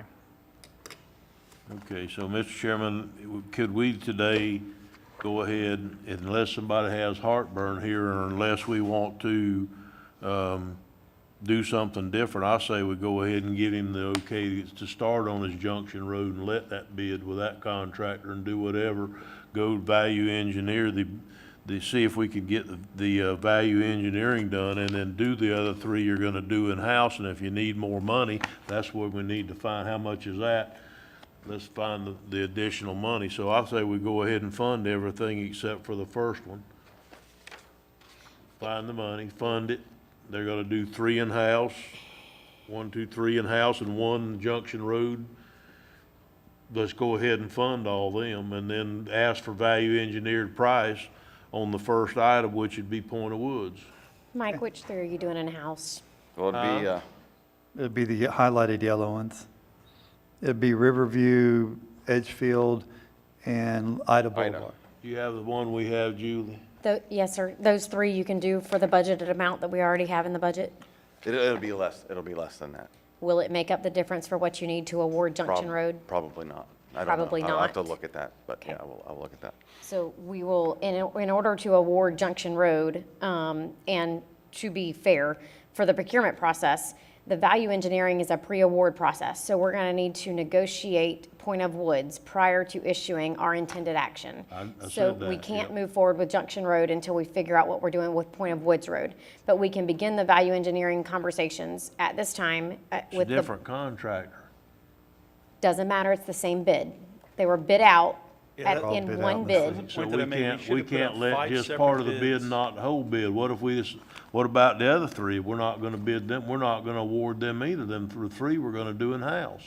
So why can't we go ahead and award the 4th one and value engineer the Point of Woods? What would, I'm not being difficult, Well, I'm the trying to whole bid is understand. in a pre-award status, and so the minute the bid issues a notice of intended action, it starts the protest period.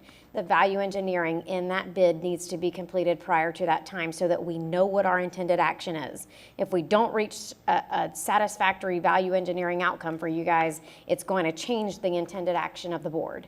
And so we need to complete that process before we do anything with Junction Road and/or the other 3, even though we're earmarking them to do them in-house. We can't do anything until we do the value engineering. So what if we decide we don't wanna do anything on, Point of Woods Road? So that means we just say, okay, that part's the bid's not let? So if we engage in value engineering and we decide we're not going to do anything in Point of Woods, then our notice of intended action is going to issue a no award for that particular section of the road. It would also issue a no award on the 3 he's going to do in-house, and then it would issue an intent to award for the portion that's going to be done by Junction Road. But that's one action because it's one bid. We combined one bid so that a vendor could take advantage of doing multiple drainage projects at the same time if there was any synergy, for lack of a better term, in doing that work as one project. I guess I'm having trouble understanding. I'm not trying to be thick here, but I don't see the difference. If we go on an award, say we're gonna do 3 and we're gonna award the 1 and we're gonna enter into that value engineering on the first item, then why would that be a problem? I still don't see that, because that's what we're gonna do later. Only we're gonna already have the value engineering when we make that decision.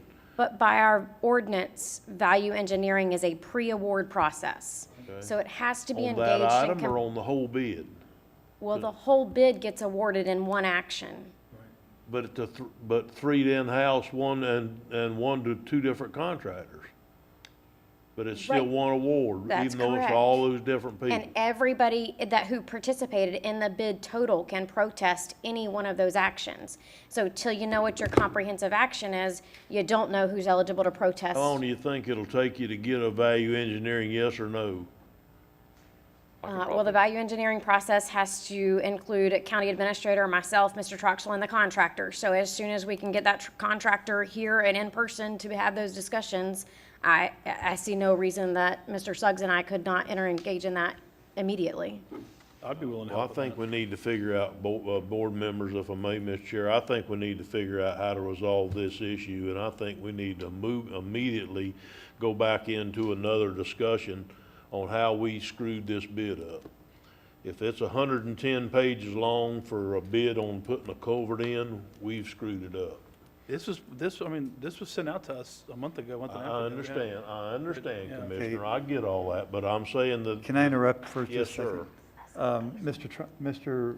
Commando, we have a 5:05 certain. Do we need to recess this meeting? We do. Okay. Mr. Adamsack, I'll give you just a moment because you had your light on. And, okay, it's off. We're going to recess the Board of County Commission workshop, and we're going to go into the 5:05 meeting on, back to your Board of County Commission meeting.